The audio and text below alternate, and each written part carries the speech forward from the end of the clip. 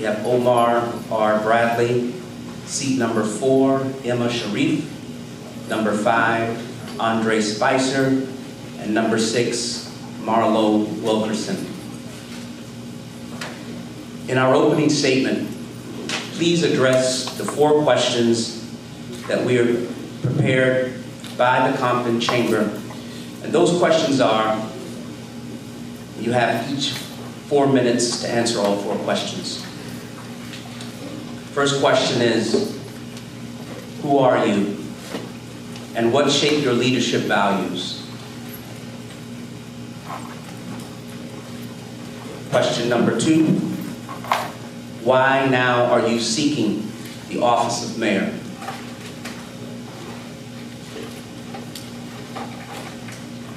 Question number 3,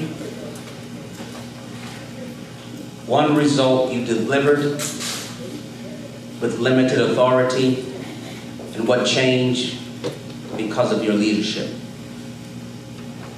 And question number 4,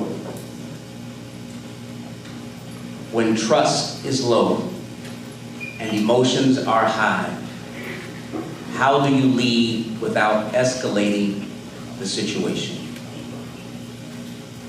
We're going to ask candidate number 3 to go first.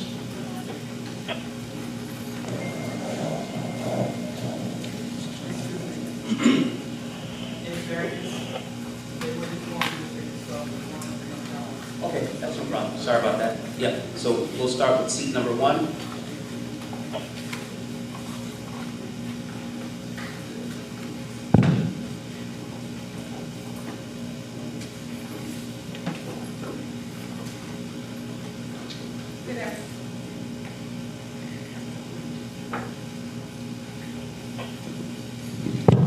Good afternoon, Compton.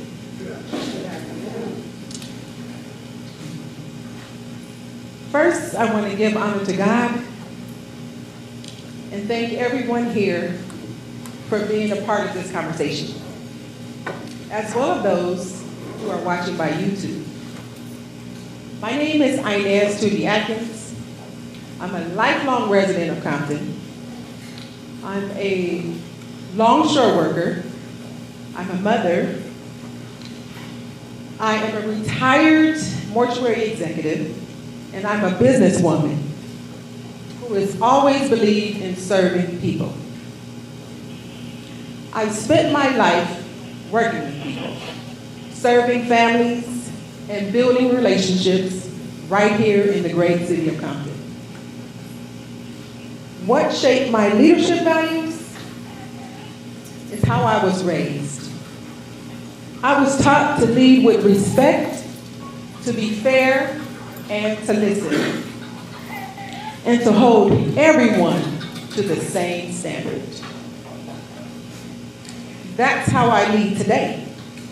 I'm clear, I'm consistent, I'm focused, and I'm focused on real accountability. Because I believe that's how you build trust and get things done. I'm running for mayor because our city has been stagnant for far too long. And it's time for that to change. The people of Compton are tired. Tired of being overlooked, overtaxed, and underserved. And that's why I stepped up to run for mayor. Right now, there's a real disconnect in City Hall. The residents aren't being heard, and they are being left out of the conversation. They're not seeing the level of service that they deserve in their neighborhoods, and that is affecting the morale in our city. So, ladies and gentlemen, I'm running to change that. I know how to bring people together.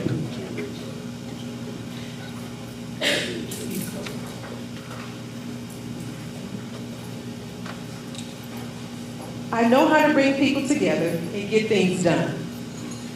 I'm going to do that by bringing transparency and real accountability.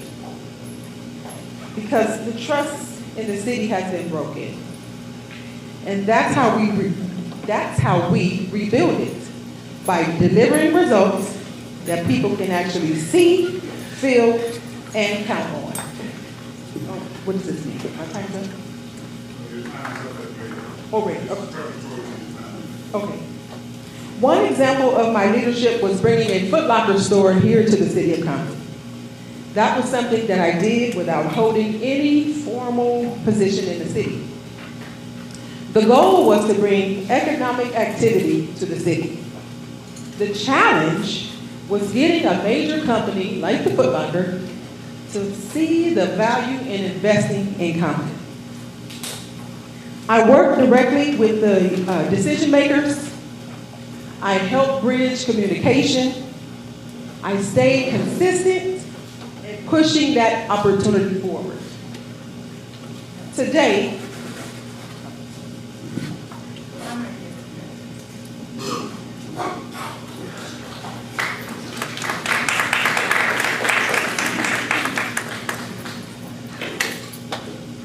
clarity, the yellow light for the candidates means you have 30 seconds remaining. Red means hard stop. Now we have candidate number 2, Bishop L.J. Guillory. Thank you. Hello everyone, my name is Bishop Leroy Guillory. I was born, raised, educated right here in Compton. I want to thank Dr. Johnson, the Chamber of Commerce, and all of you who are here today. I want to thank Councilman Spicer, Mayor Emma Sharif, our 2 councilwomen from the 4th and the 1st District for coming and showing your leadership by being here today. It's very important that if we love the city, then we show it. What shaped me is when I was a little bad youngster running around the streets here in Compton. I had an opportunity to meet a man who was the first black mayor of Lincoln. As we moved around the city, we ended up in Lincoln. Though I finished my school here in Compton, Mayor Adkins took me as a deputy mayor at 16 years old. He then started to assist me and other young black men to understand politics. Isidore Hall, Eric Lee, and a slew of other people. Ken Swift, who was the president of the college here at one time. So what we learned is we learned, number 1, how to campaign. We learned, number 2, is you don't choose to be elected. The people have to choose you. The city mayor card won't get you an appointment at Maestro's if you don't have a reservation. But if you have a passion for the city, let's talk about what shaped me. When I came back to Compton, I was already the Ombudsman General. I had 50 states and 6 territories. I was working directly with the Justice Department. They have conciliation specialists who don't have law enforcement capabilities. They don't even have investigative capabilities. But when they go into a community, when there's been a tragedy, they go directly to the Justice Department and they turn in their reports. That spiraled a FBI investigation. So I felt overwhelmed to be able to be in that situation. When I came back to Compton, Compton was on the list of most dangerous cities of America. And in doing that, there was a mayor who said, listen, we need to do something to get our name off of that list. So we started working together. Compton got off that list, believe it or not, for years. We have an opportunity now to deal with the elephant in the room. Why am I running? I'm running because I was your public safety commissioner. At the time I became your public safety commissioner, we had street vendors, we had street takeovers, we had home invasions, we had high rapes, we had enough, crime was at an epidemic level for Compton. Now most of us who were born and raised here, we remember what it was back in the 80s, when the dope was here, when the CIA said, yes, we put the dope in this city. So some of us were POWs of the money. But what we have to do now is we have to realize that we have a chance as stakeholders, and that's what you are. When you look around and you see your neighbors leaving out of their house that they've been in since the 50s, many of them have lost their home due to can't pay their taxes. So what I'm doing now is I'm running to not only fight to lower the taxes so that we don't save it. We are in a situation this city can go into receivership. And if it goes into receivership, it's going to be just like this college, just like the school district.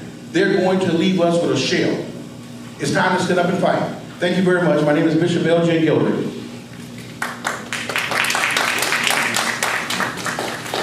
Now, seat number 3, Omar R. Bradley.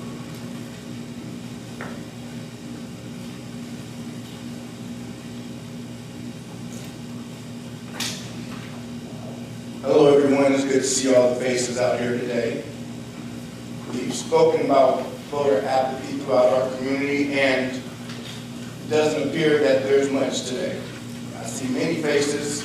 I'd like for there to be more, so the next candidates forum, please everyone speak to someone, because you see on social media people talking about there's no activity, we don't know who's voting, and we need to reach out to our community a little bit more so we can bring more people in so we can, do a little bit more. So, I'm sorry, that's an executive. Who are you and what shape your leadership values? My name is Omar Bradley. I'm the son of former Compton Mayor Omar Bradley. I'm a third-generation Comptonite. My grandfather was one of the first black business owners in Compton with his gas station on Rosecrans and Central. Many of you probably know, Lusciano and Central, excuse me. I left for a little bit. I really didn't want to run for office this time around. I have my bachelor's of science in criminal justice. From there, I moved on to my master's of public administration with an emphasis in city government. And I'm currently working on my professional doctorate in business. I was doing these studies because I wanted to come home and give back to my community.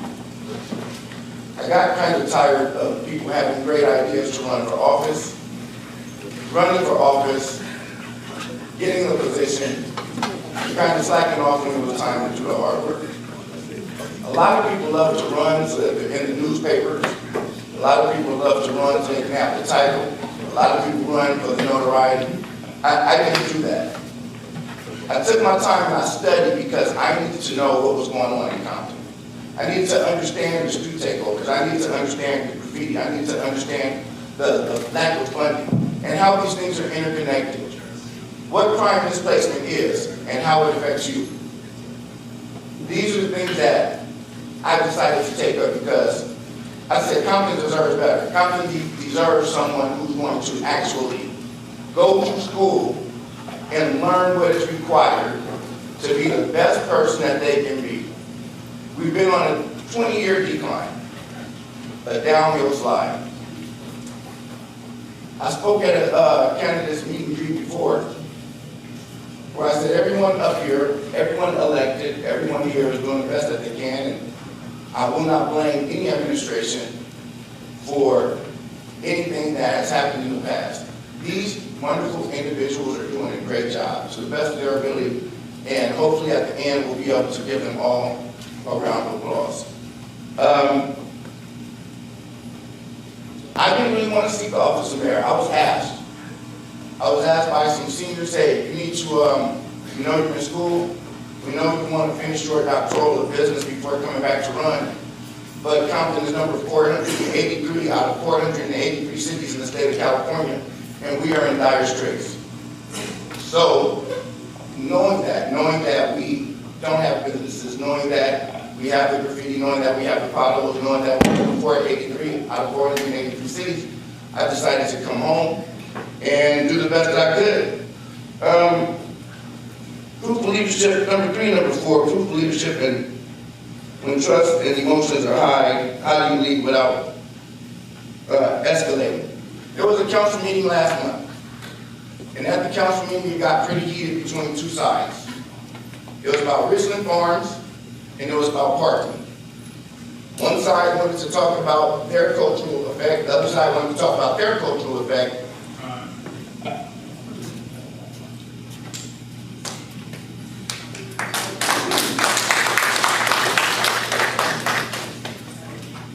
Now we're going to move to seat number 4, Emma Sharif.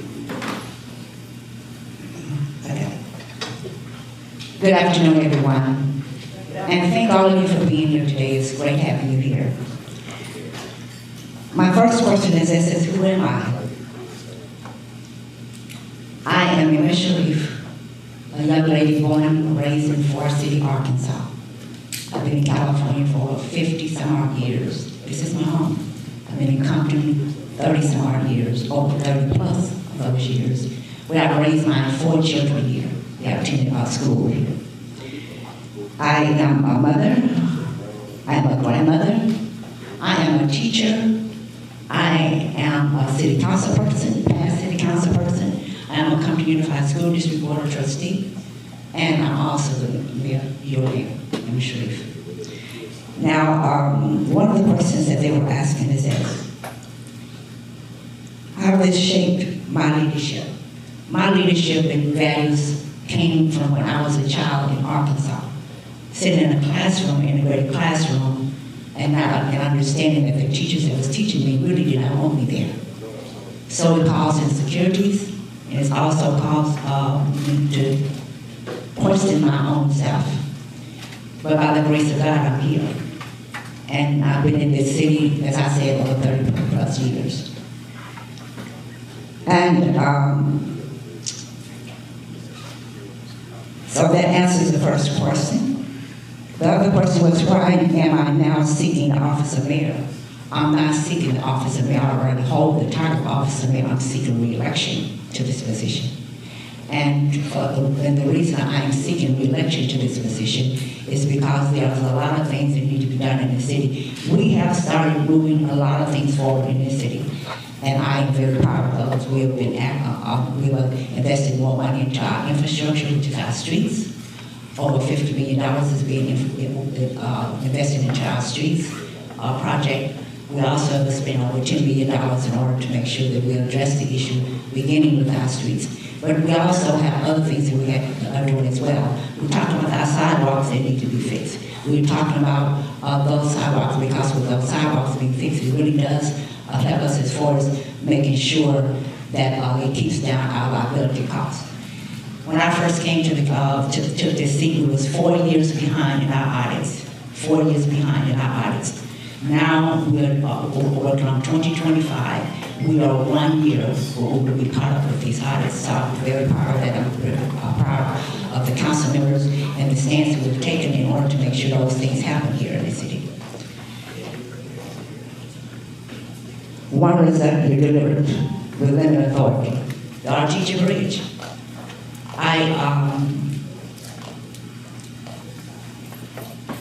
With the relationships that you have with people in the elected officials, as on the state level and the federal level, I champion them and talk to them in regards to our teacher bridge. That our teacher bridge has been down since 2020. And we really needed that bridge up. It was important. That bridge out there is extremely important, not only to the city of Compton, but also the surrounding cities as well.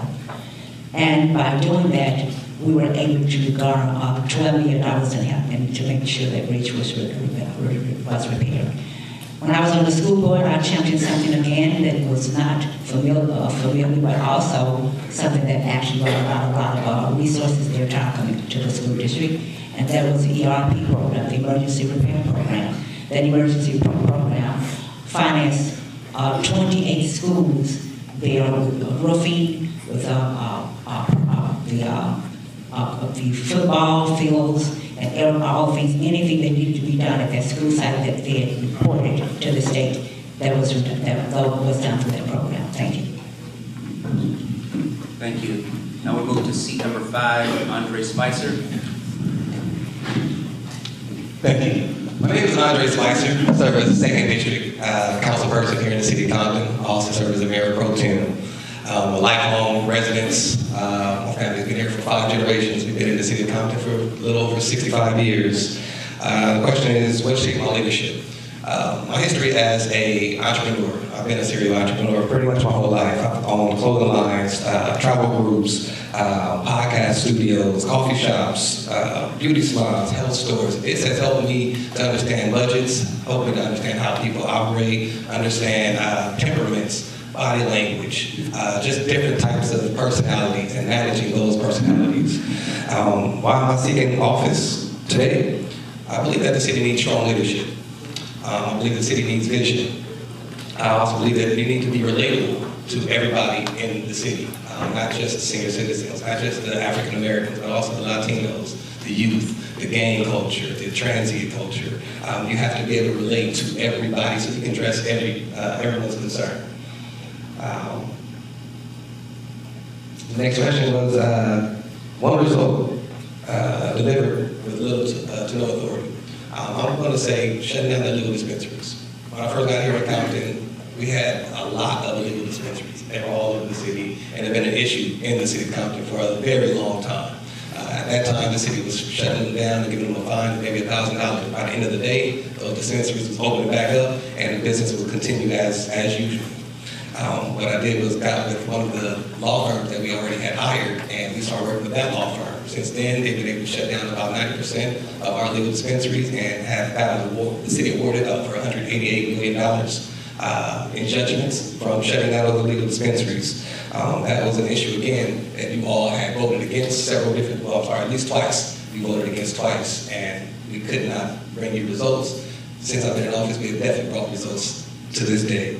And then you say, when trust is low, emotions are high, how do you maintain trust? It's simple, it's dialogue, it's communication.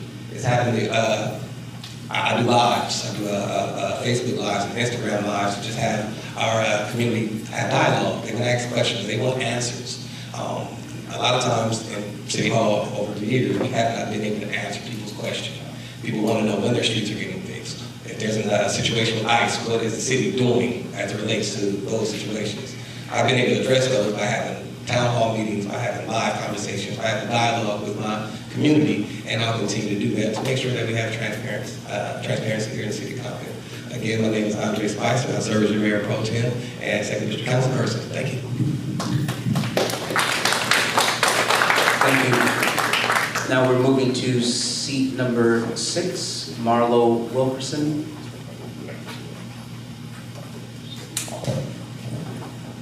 Hello, City of Compton. My name is Marlow Wilkerson. I am a licensed realtor. I am a Toastmaster. I am an educator.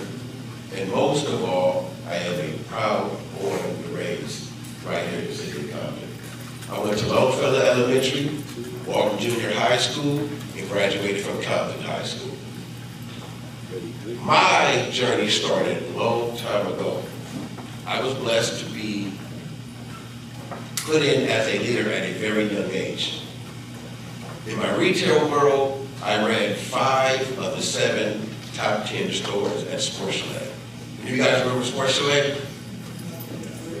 Okay, I guess this side over here, maybe not so much. A $10 million store per. My background was in marketing. I was sent to go out through stores, put them together.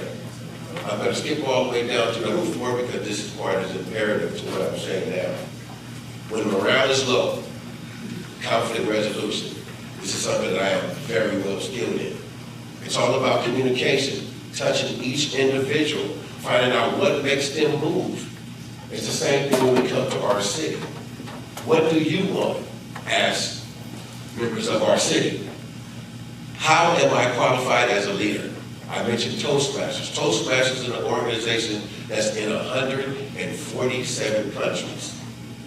I led District 1, which is our district here, all the way up to Santa Monica Mountains, to Orange County, Downey, to the water, to the #1 distinguished district in the world. We were number 10. Try leading individuals that are all volunteer. There's nothing to hold over their head, ladies and gentlemen. because you have your checks, you have your livelihood. Feeding people that are volunteers is very accessible. And we did that. We did that. Why am I running for mayor? Ladies and gentlemen, it was said earlier. It's time. Decades without a proven plan, a system put together that's measurable. Something that is something we can absolutely foresee coming. We have it, ladies and gentlemen. We just need to put the right individuals in the right places to make these plans come together. And I can tell you right now, ladies and gentlemen, as politicians, we never promise anything. But what I can promise you, that I will show up, show out, and absolutely get the job done. There's one more question here.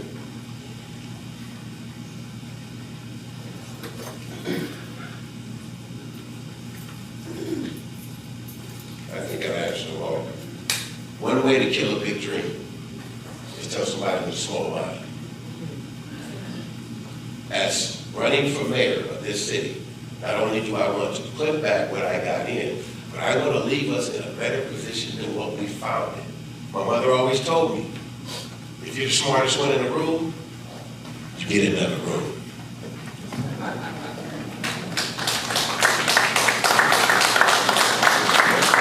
Thank you. At this time, we're going to move to segment number 2 around governance, structure, and road clarity. We have 3 questions, and each candidate will have 1 minute to answer each question. But we would like for you all to remain seated while you're answering your questions. The first question, again, you have 1 minute to answer each question. The first question is around charter and authority. What does it mean that Compton is a charter city, and how does that affect what the city can decide locally versus what is controlled by state law? The first seat will come from seat number 2.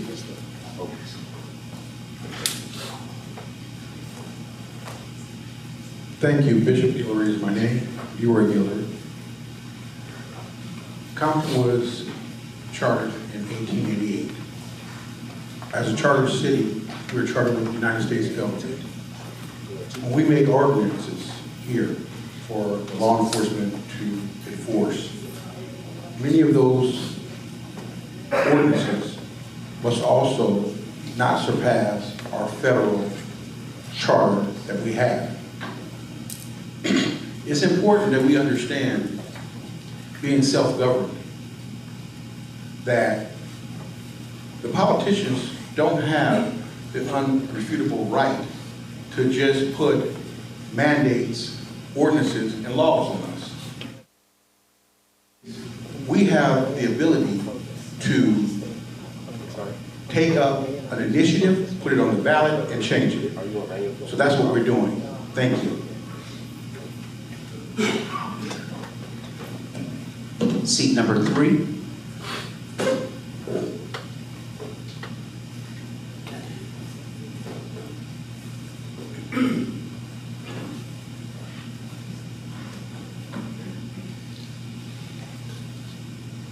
I'll restate the question again. What does it mean that Compton is a charter city, and how does that affect what the city can decide locally versus what is controlled by state law? So the state of California has 8 charter cities, right? Or what are you telling us, we have to sit down? Yes. Oh, okay, well, we stood up last time. Yeah. All right, well, I mean, that's fine. And that's why I waited through the first segment. Okay, that's fine. Yeah. Listen, are we going to rescind my time? No? Okay. So the state of California has 8 charter cities. Compton is one of them. All right? Now,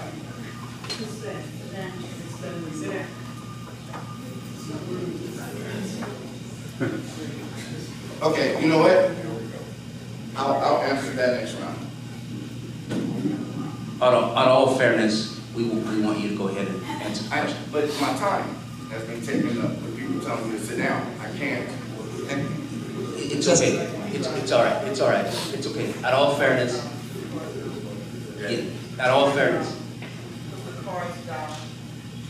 all fairness, we'll give him an opportunity to address the question. If you can please be seated, yeah. We'll give you an opportunity to address the question. And I'll restate the question again.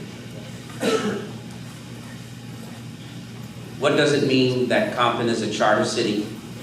And how does that affect what the city can decide locally versus what is controlled by state law?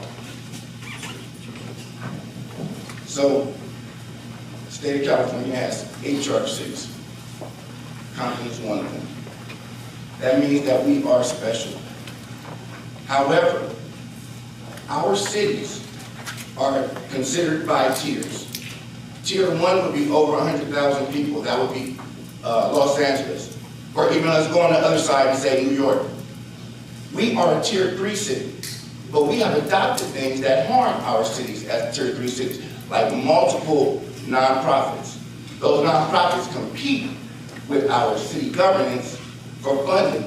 Now the state of California says, we're going to get funds from the federal government, and those funds are going to go to the state of California, and we are going to split those funds up between the cities that have 100,000 people or less. As I said before, since we are number 483 out of 483 cities, and the state of California is telling us that we are the most cash-strapped and the least.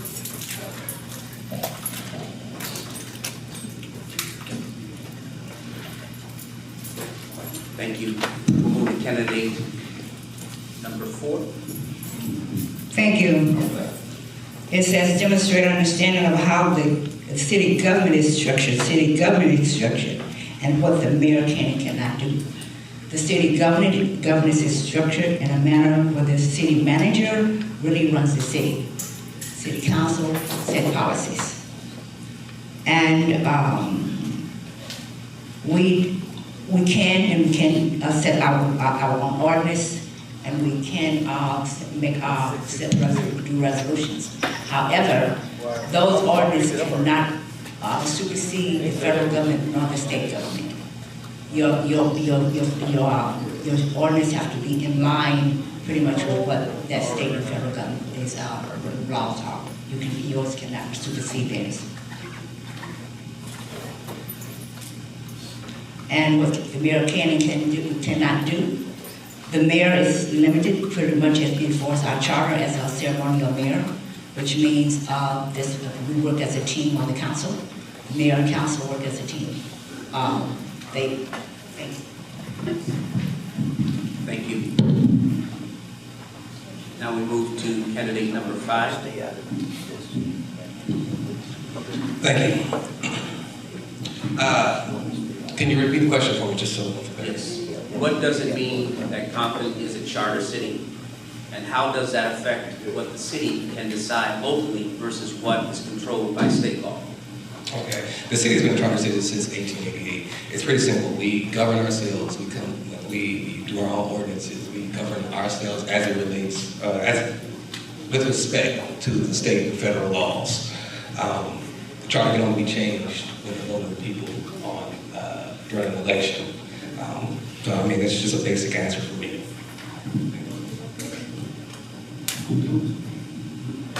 Now we're going to go to candidate number 1.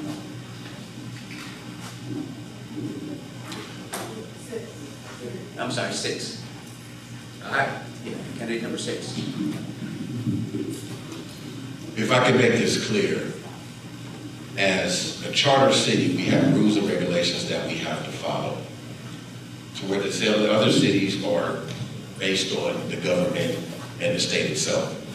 By us having a charter, we can do our own rules as long as they fit within the rules of the charter. If you guys are interested in the charter, I suggest that you look at it. One of the things that we cannot do as a mayor, a lot of people believe that we have the power to control the board. That is the city manager's job. The city manager runs the city from day to day. As the mayor, we are the political face of the city. Thank you. Now we move to candidate number 1.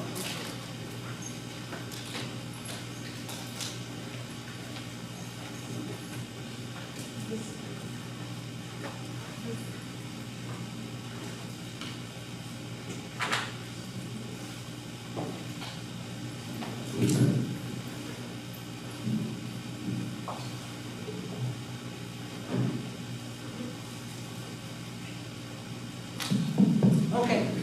so the state follows the state rules. The state has their own rule book.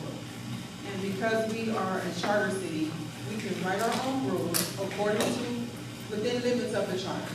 And we have to follow our own rules. Thank you.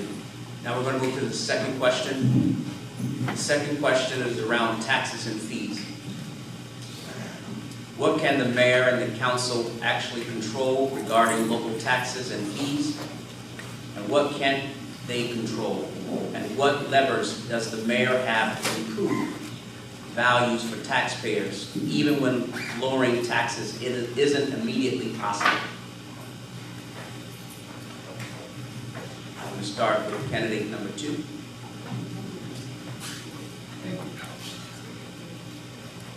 So, as your mayor, I will be pushing to take the 1947 tax on the property that pays the pension for employees.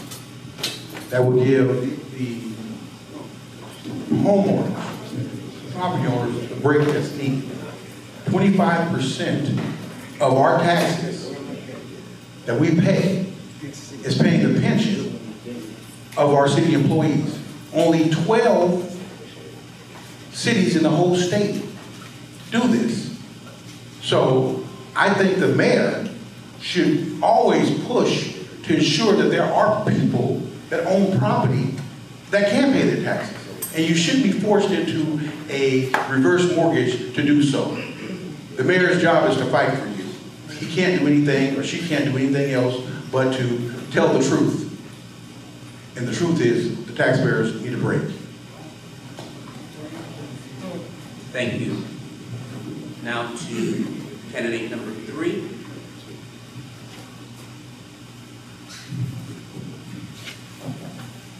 So as Mr. Guillory said, the taxes, the employees' pension is on the taxes. And we did have an administration that paused our PERS payments. Now what you are paying is the current PERS and the previous PERS and any accrued fees. So what I would do is I would go to Wall Street. I would have Wall Street buy the debt, refinance it, and pass those savings on to the residents of the city of Compton. That can be done. A mayor can do it. It has been done before. Under the last question, people said that the mayor has limited authority. Yes, the mayor does have limited authority. However, is the feedback me? Can you turn off your mics down on this end? They're off. They're off. That was good. Right.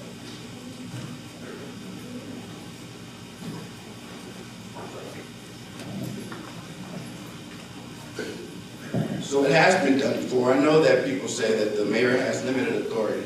That is true because under Woodrow Wilson, we went to a city manager council form of governance and we removed ourselves from the mayor council form of governance.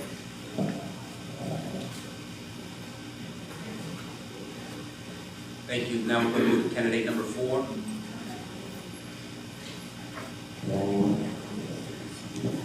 You want me to restate the question again? Yes. All right. This is around taxes and fees. What can the mayor and the city actually control regarding local taxes and fees? And what can't they control? And what levers does the mayor have to improve values for taxpayers, even when lowering taxes isn't immediately possible?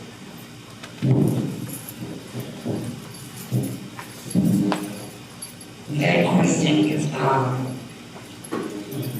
what can we do? As far as taxes is concerned, it depends on. One second. We can reset the time. We can reset the time as we make the adjustments on the mic. Yeah, we're going to reset the time. We'll reset the time. Can you hear me? Okay. It depends on the tax. If the tax is being taxed, if the city itself is being put on a ballot, we can control it in that way. And if we choose to put it on or not do it. Unfortunately, when you take a look at taxes that's being passed through the state, that's a little different because you don't have any control over it. The only thing you can do is hopefully at that point when it's going on the ballot, I would encourage all residents to understand what is going on when they come to the taxes and make sure that you at some point you start calling your elected officials there in Sacramento and let them know what their concerns are in regards to the tax that they are being All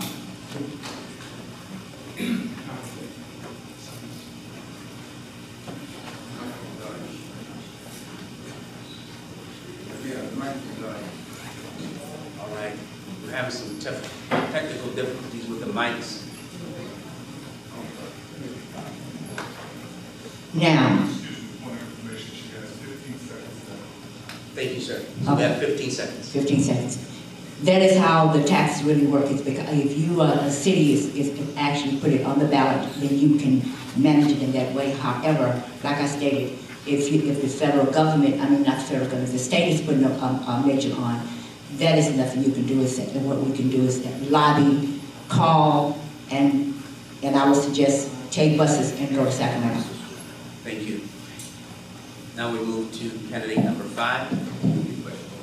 Yes. Now repeat the question again around taxes and fees. What can the mayor and the council actually control regarding local taxes and fees? What can't they control? And what levers does the mayor have to improve values for taxpayers even when lowering taxes isn't immediately possible? For me, it's simply having the best interest of the residents in your mind. When I first got into office, in the first 3 weeks, I had to vote on a Republic trash bill, if you guys remember. And at that time, it was a vote to put it on your tax bill, put on your tax roll. At that time, I realized we didn't go out to bid. I had no idea that I had just got into office. I didn't know that the city didn't go out to bid. So we didn't have any other options on the table. And our council decided to vote to increase your taxes by adding this Republic tax bill on your tax roll. So again, having the community in mind, one. The second thing is our city right now, we have the best benefit package as you're vested in our system after 5 years. We pay for your full medical after 5 years. We don't pay for it, the taxpayers pay for it. It's on your tax roll.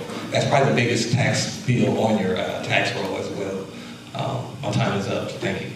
Thank you so much. I'm sorry. Since it was her administration that was being spoken of, she should have the opportunity to rebut. At the same time, we're going to move forward and keep things.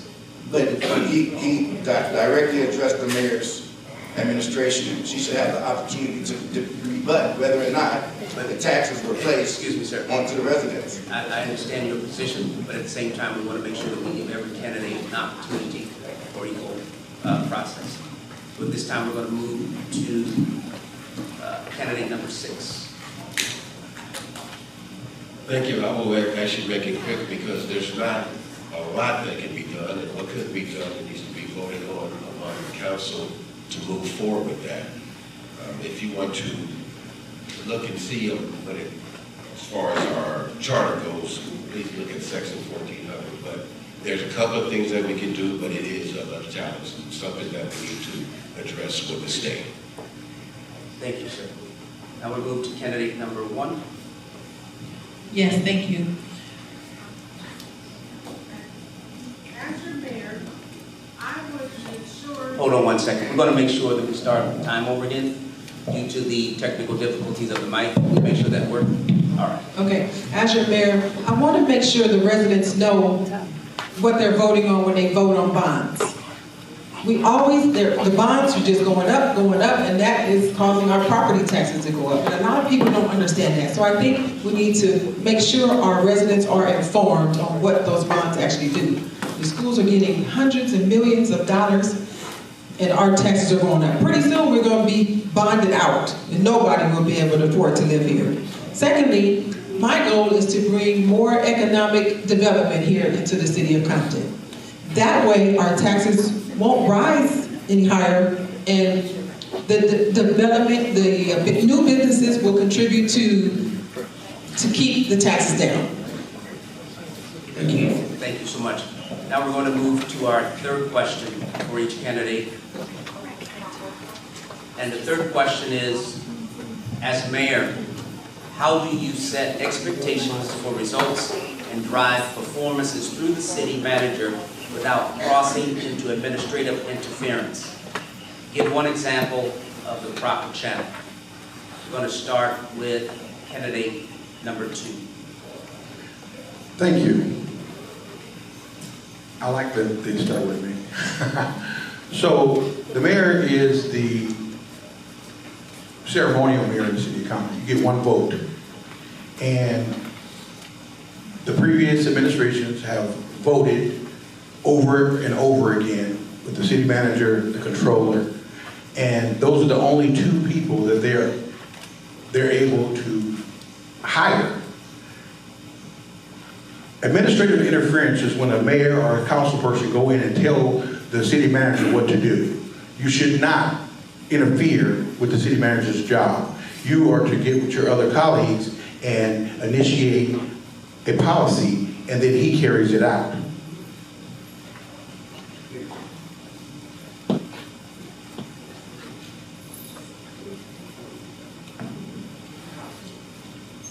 Thank you, sir. At this time, candidate number 3. The mayor would like to know which page that question is on. Oh, you don't need to know there. Can you repeat the question? The question is, as mayor, how do you set expectations for results and drive performances through the city manager without crossing into administrative interference? Give one example of the proper channel. Well, as I said before, the city manager is the person that handles the day-to-day business, but the city manager is not the person who makes the final decisions. The city manager only presents to the city council what the options are, and the city council votes on those options. Now, I would say that we need to look at certain things like KPIs, key performance indicators. I would say that we need to have budget forecasting. We need to have forecasting when it comes down to what it is that we would actually like to see. For instance, if I'm going to pay 1 mile of street, and I decide that 1 mile of street, I'm going to pay $8 million for that mile, and it's going to take 6 weeks. If it goes over to 7 and 8 weeks, I need to look at the KPIs and find out why we went past it, because everybody knows that once you go over on a project, you fall behind and you end up paying a lot more money. So, these are the things that we have to look at. I don't think that we've had any KPIs. I don't think we've had budget forecasting in a while. I don't think we have anybody that knows how to look up at Excel and can check the financing and double check the city manager's work before it even gets to the council. And also, we haven't had many public hearings in a while. We need to have public hearings to let our Thank you. Now we're going to move to candidate number 4. In order for you to govern without going into the administrative interference, is through your policies and your procedures. The council sets the policies, the city manager, the staff is responsible for carrying those policies and procedures out. That is how it's done. Thank you. Now we'll move to candidate number 5. Thank you. You have to work with the city manager directly, because that's your only employee. And what you do is you set benchmarks and you put timelines for those benchmarks, and you make sure that those benchmarks are hit in that particular timeline. Thank you. Thank you. We'll move to candidate number 6. They're turning the air conditioner on right now.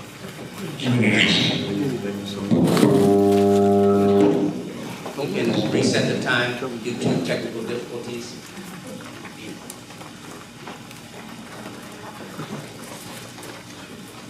Your mic is okay. Let's get him a good mic. We can get a good mic. Does it work? It's working. All right. All right, this time is ready. Communication.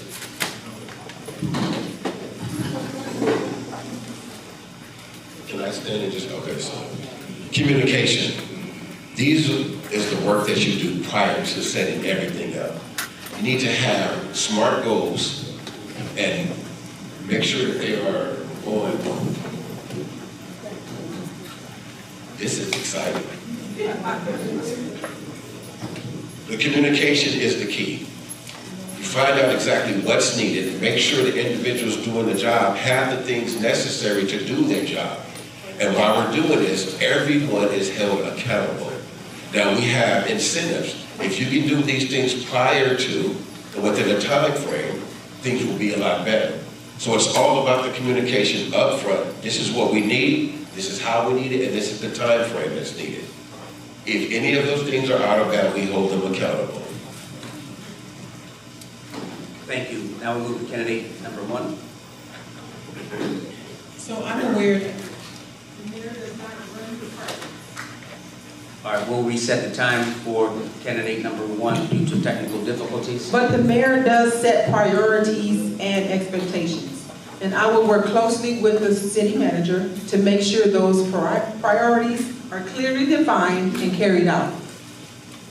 Also, keeping the council aligned so we're all moving in the same direction. So, like the gentleman at the end said, communication. Communication is really the key. Thank you. We're going to move into segment number 3 around governance and readiness. And each candidate will be given 1 minute for 3 questions. The first question is around tax burden. Residents and businesses feel Compton's overall tax burden is too high. What specific local taxes/fees would you prioritize reviewing first? And what is your realistic pathway to lowering the burden without destabilizing essential city services? I'm going to like to start with candidate number 1. Can you read the question again, please? Tax burdens, around tax burdens. Residents and businesses feel Compton's overall tax burden is too high. What specific local taxes/fees would you like prioritizing reviewing first? And what is your realistic pathway to lowering the burden without destabilizing essential city services? So while I'm out in the community, most people are concerned about the pension. We're paying their pensions, and that's why our taxes are high. I do have to explain that that's not an easy out. It's not an easy out. And if we try to take it to Wall Street or try to get out of it, I believe our city will go bankrupt because it's going to cost a lot more. It's going to cost us if we try to get out of that. Now, I explained the taxes previously in the previous question, and so that's what I would do. Thank you. We'll move to candidate number 5. Thank you. How do we lower the tax burden on the residents when you said it's too high? Can you repeat the question just so I'm clear? Residents and businesses feel Compton's overall tax burden is too high. What specific local taxes/fees would you prioritize reviewing first? And what is your realistic pathway to lowering the burden without destabilizing essential city services? From my understanding, the highest tax that our residents are receiving is the employee benefit package. And it's because the residents are paying for employees benefit package after 5 years of being invested. Most companies and organizations, you have to be vested after 20 years before you get lifetime medical benefits. It's a great package for for our employees, but it works against our residents. Again, you guys pay for those benefits, so that is the highest thing on there. And how do we address that? Is that we increase that from vested in 5 years and we make that invested after 20 years. That will take effect on the first new hire after that law is taken effect. Thank you. Thank you. Now we'll move to candidate number 3. And I can repeat the question. Please do. Yes, sir. Residents and businesses feel Compton's overall tax burden is too high. What specific local taxes / fees would you like prioritizing reviewing first? And what is your realistic pathway to lowering the burden without destabilizing essential city services? So first, we would audit everything and make it transparent for the residents of the city of Compton. Let them see every dollar, every dime, especially Metro P. Secondly, what we would do is we would understand that we need to hire more employees. See, incentivism is hiring more employees because the city is supposed to be the largest employer around. So when you have employees, maybe 600, maybe 700, which is what we are supposed to have, they're paying into the employee pension too.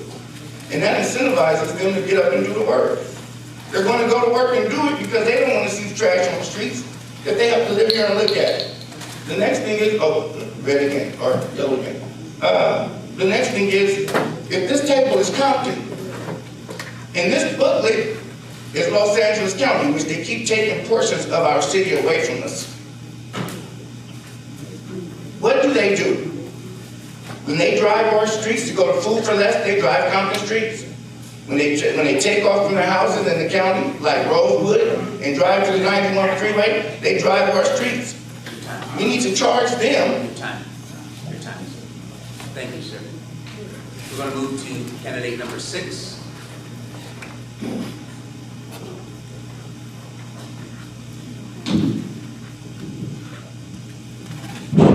Technology at its best. This is a very intense situation because it requires multiple years for things to actually show. Having bonds create taxes. All the things that the gentleman that was just spoken have these taxes. So in order for us to get to this point, we need to be able to capitalize on what we have and try not to spend as much moving forward. We inherited a lot of these taxes, therefore we're the brunt of it.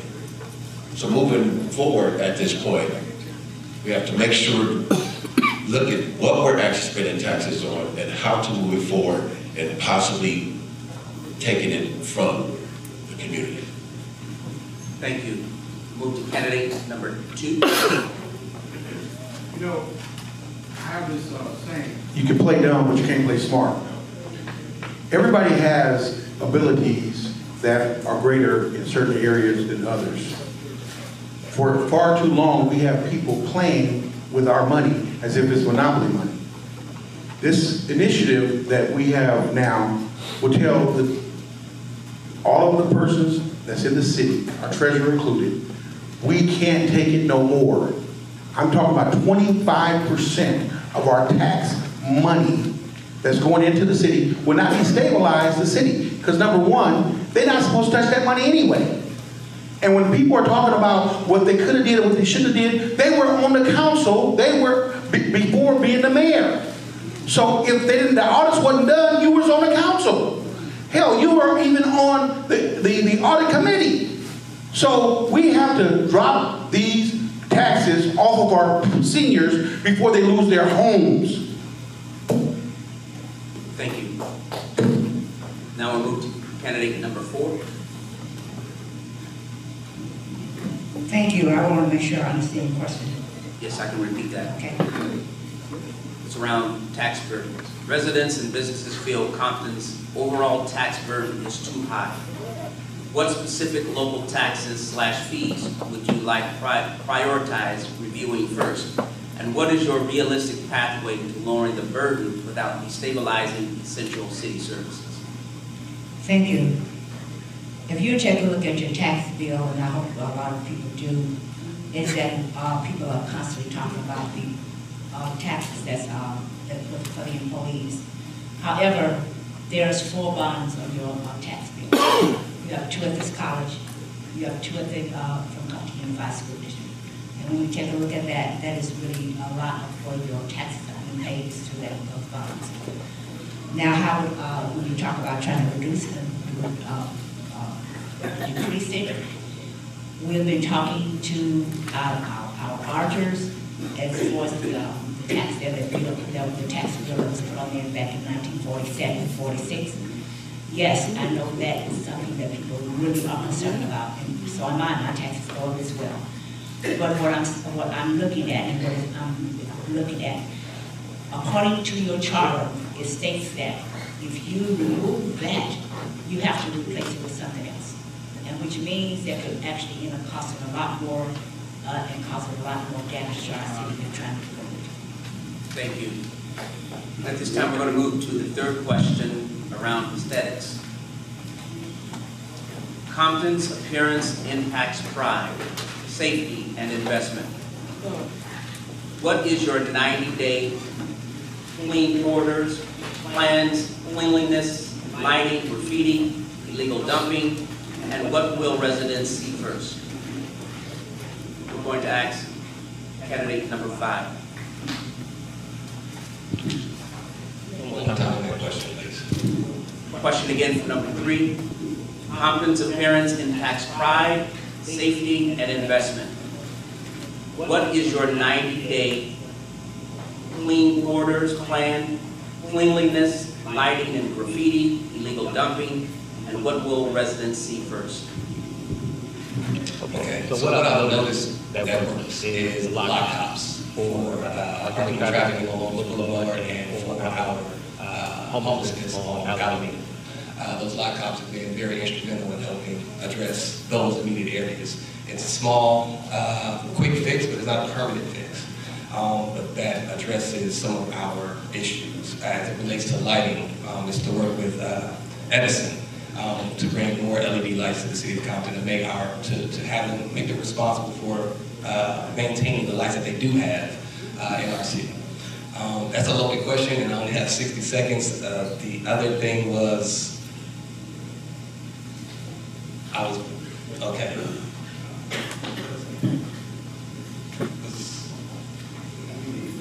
Graffiti, around graffiti, cleanliness, lighting, and legal dumping. Graffiti we've addressed with having paint that you can spray the graffiti off of. We have a new paint that we've okay, thank you. Thank you. We're going to move now to candidate number 1.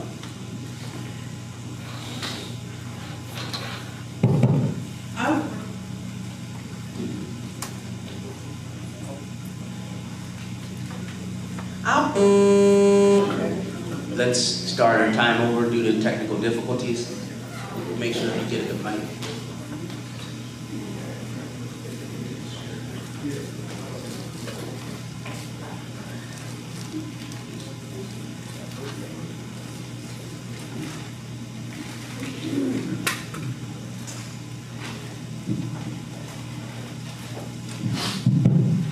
All right, are you ready? Yes, sir. Let's start your time. I will work through the city manager to deploy the right departments for immediate cleanup.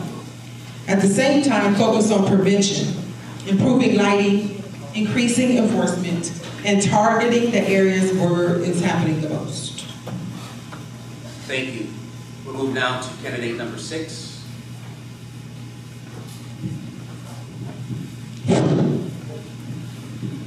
There's several programs that we can use to utilize the services without spending a whole lot of money. As far as the graffiti goes and the cleanup, we can use individuals that are having service in time that they need to work out if they're incarcerated or having to pay off a bill. We have sections that we will break up. The north, the south, the east, and the west. The graffitis will go out every single day. We take it off as fast as they put it on. Our alleys need to be clean. These are things that won't cost a whole lot of money, but the community will see immediately. As far as the street lights, if it's lit, most people that want to do bad don't want to be there. So we light up our city, ladies and gentlemen. Thank you. Now we'll move to candidate number 2. Thank you. Number 1, I'm tired of 50 churches, 9 nonprofits signing off on papers for community service. I say that if you have community service in the city of Compton, you come to the city of Compton and you do your community service. You're gonna fix our streets, you're gonna paint our walls, you're gonna have those orange vests, and you're going to pick up the trash. Now, once the gangs start seeing their homeboys in neighborhoods they're not supposed to be in, they're gonna think twice about writing on the wall. The other thing is about the illegal dumping. I had told the city council, let's take their vehicles. Take their vehicles and sell them. Okay, you come and you dump in our city, we get your license plate from all these cameras, and we come to your house and they impound your vehicle and sell it. That's how you do that. Zero tolerance for crime. Okay, and I'm not with allowing young girls to walk up and down the street naked and say we can't do anything to them. Yes, you can. Lewd and lascivious acts. Now we're gonna have you. You wanna walk down the street? You're gonna walk down the street with an orange vest. Thank you. Thank you. Now we're going to move to candidate number 4. Number 4, if you want me to ask the question. All right. Your mic on? It's working. All right. Compton's appearance impacts pride, safety, and investment. What is your 90-day plan to clean quarters, cleanliness, around lighting, graffiti, and illegal dumping, and what will your residents see first? Well, my 90-day plan would be the lighting starting, which is something we've already started doing. A lot of the lighting has been switched out by Edison. Unfortunately, we have to do our part.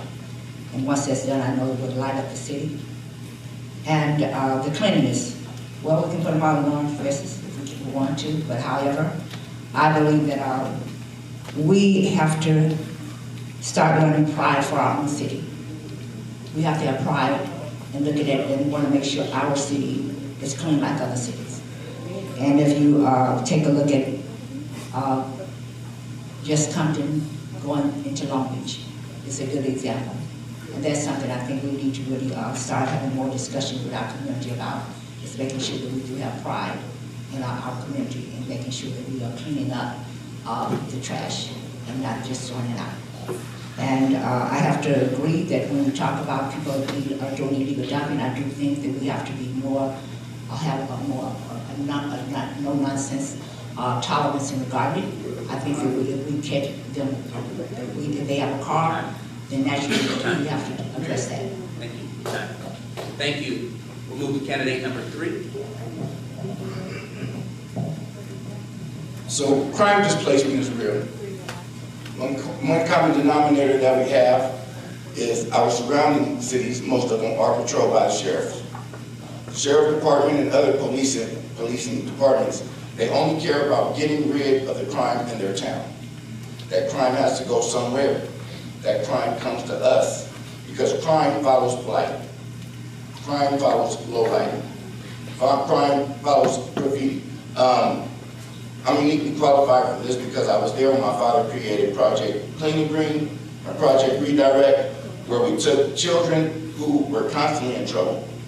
We decreased recidivism by giving them jobs to cover up the graffiti, and they knew who was writing on the walls better than the police officers did, and they would go to their friends and say, hey man, I'm tired of covering up your work.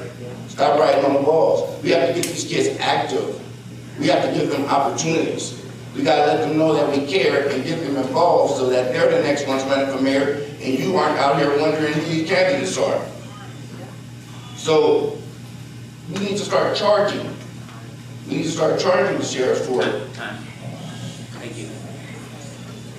Thank you. Now we move into our segment number 4 around public accountability and ethics. This segment is about standards, due process, transparency, and trust. Again, we'll have 3 questions, and each candidate will have 1 minute to answer each question. The first question is this: when incredible allegations arise involving misuse of public resources or ethical misconduct, what is your 72-hour protocol as mayor? We're going to start with candidate number 6. The question is, When credible allegations arise involving misuse of public resources or ethical misconduct, what is your 72-hour protocol as mayor? Again, this is another example of no tolerance. No tolerance. So when we have issues, and if we stand on them, and we have things that we have in place to make sure that individuals are not continuing to do these things. So if they come in any way, shape, or form, and they violate anything that we have to do, we have to stand on business. Consistency is key. You make example out of a few individuals, and it's no longer a problem. You have to continue to move forward, and we cannot self-choose.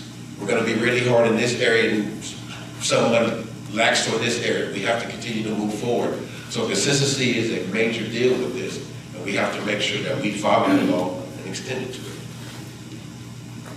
Thank you so much. We move now to candidate number 1. Make sure your mic is ready before you start. Can you, Repeat the question? yes, please. Yes. First question is, when credible allegations arise involving misuse of public resources or ethical misconduct, what is your 72-hour protocol as mayor? When the crisis arises, I have to work with the city manager to get the appropriate departments to make sure the right response is coordinated. And then communication. I have to let the community know what is going on. And then after that, it's about follow-through. We want to make sure the situation is handled, we have the resources in place, and that we learn from that moving forward. Thank you so much. We'll move now to candidate number 5.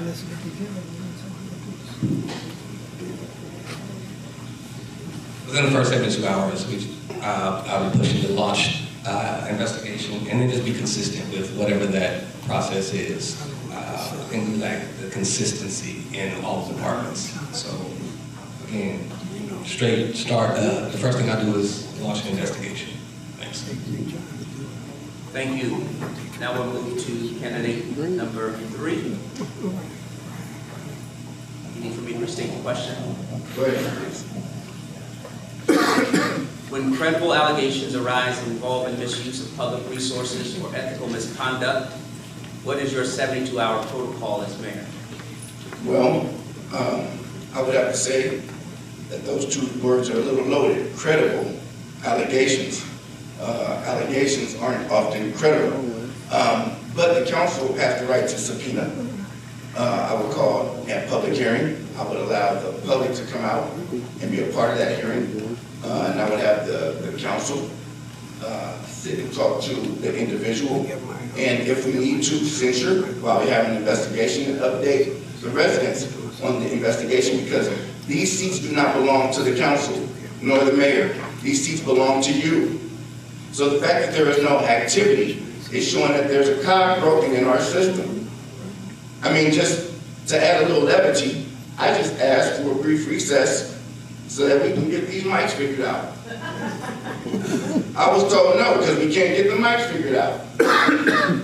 And that kind of bothers me, because we're talking about asking about credit card charges, and we can't even get the mics to work. All right, your time is up. Thank you, sir. We can move now to candidate number 2. Thank you. So you say 72 hours, so I'm going to say that I would request an independent review from the top law enforcement person in our city. I would also, since this is a personnel matter, I would not go public or talk to the community about it, because it would hamper the investigation. Once that investigation has been concluded, I will bring in our state and our federal authorities, because at that point, we're talking about mismanagement of resources and money. In the city of Compton, we've watched millions of dollars walk out the door of our treasury. So at that point, it is a crime, and I would prosecute it to the fullest extent. And I would also say that it's important for us to be the example that we want to see. So from the perspective of protecting that person's rights, I would only do it insofar as not go public until after the complete investigation was done. Thank you. Thank you. Now we move to candidate number 4.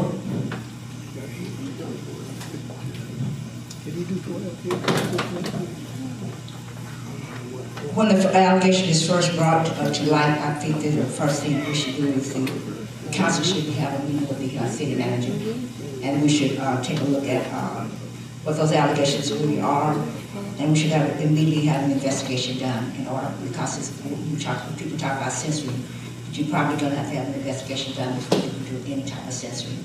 So you follow the process. You have the censoring, and you have the investigation done. Wait for the information to get back from the investigator, whoever that he or she may be.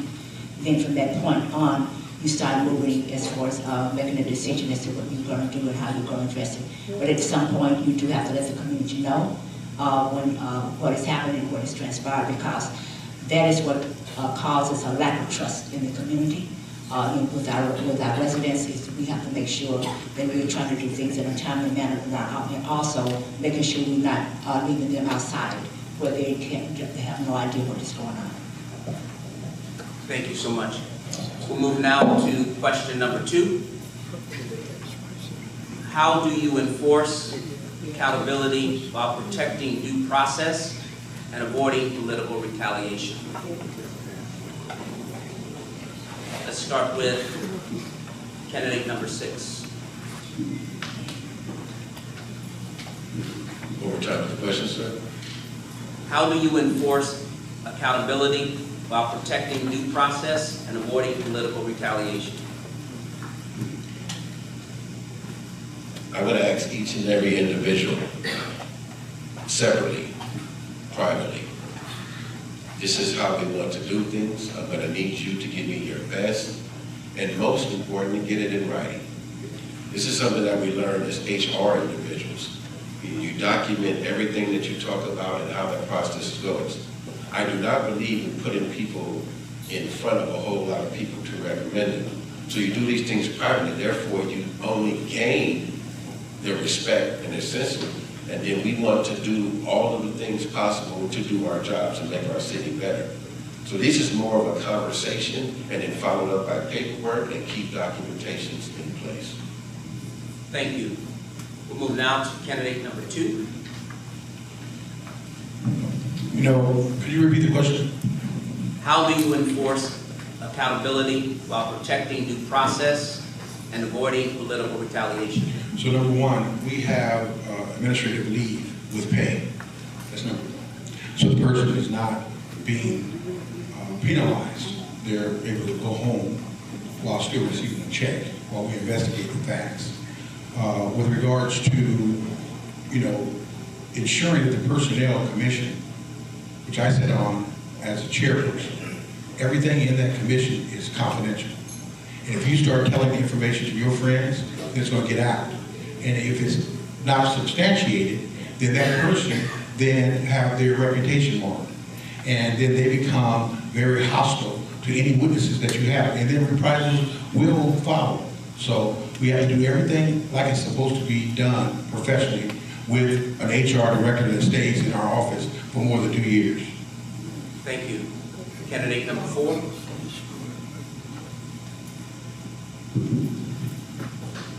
Pastor, will you please repeat the question? How do you enforce accountability while protecting due process and avoiding political retaliation? The way you protect that is by making sure that you keep everything confidential until you have information that you can share with the community.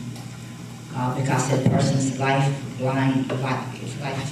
is in our hands, and we want to make sure that in the process of doing whatever, however it may turn out, you want to make sure that you have not somehow violated their rights in the process.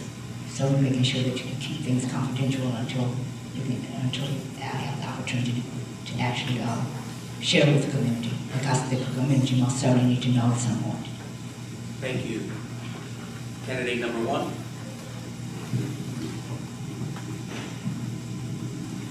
I definitely believe in investigating all of the facts first, working with the HR department and what have you, then I believe in full transparency to the residents of Compton, bringing them to them no matter what the situation. I understand we have to keep people safe, but what about the residents? What about our money that's walking out the door? So I believe the residents need to know all the time. Thank you so much. Candidate number 3. One more time with the question, sir.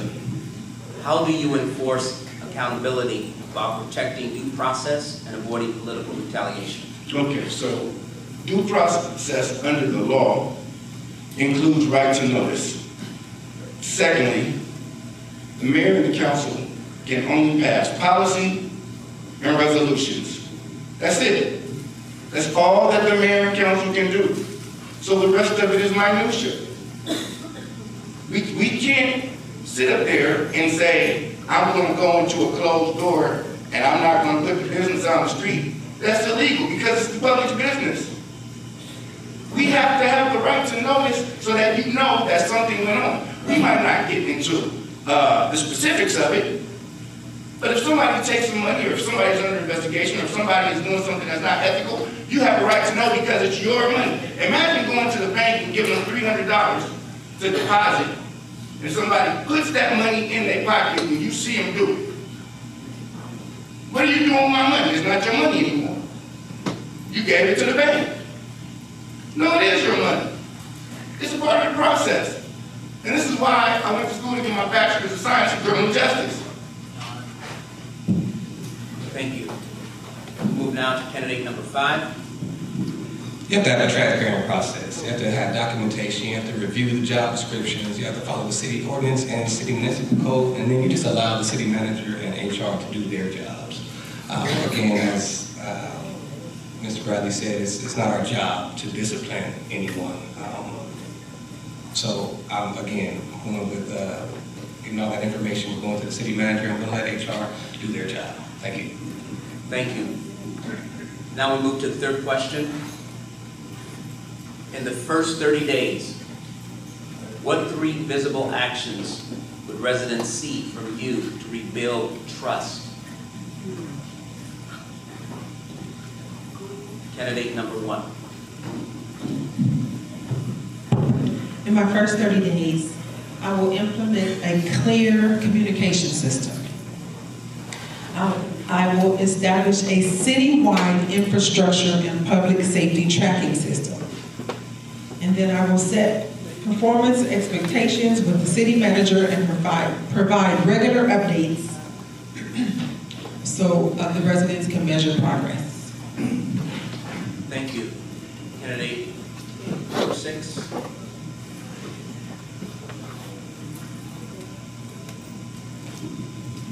Can you repeat the question, please? Yes.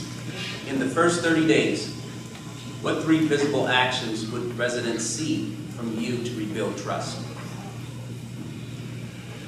Transparency. We need to have a thought-out process where they can track everything that we're doing as the leaders in the city. When we're doing the streets, when we're painting up graffiti, when we're adding lights, all of this you can go on to a website that they can look at and see firsthand in real time the things that we are doing. We hear you, we're taking action, and these are the ways that we're going to do it where you can follow. Thank you. Candidate number 4.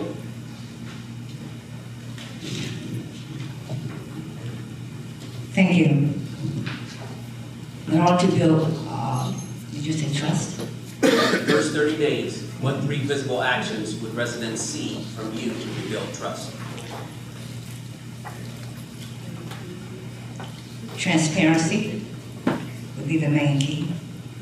And also, for instance, you have a payment management plan put in place so people would know when those streets are being repaired. Because that's the main issue, one of the big issues that we have here in the community now is people want to know when those streets are going to be repaired, when are their streets going to be repaired. And their pavement management plan gives you direct guidelines as to what streets are good, what streets are bad, and how it's and which streets you're doing.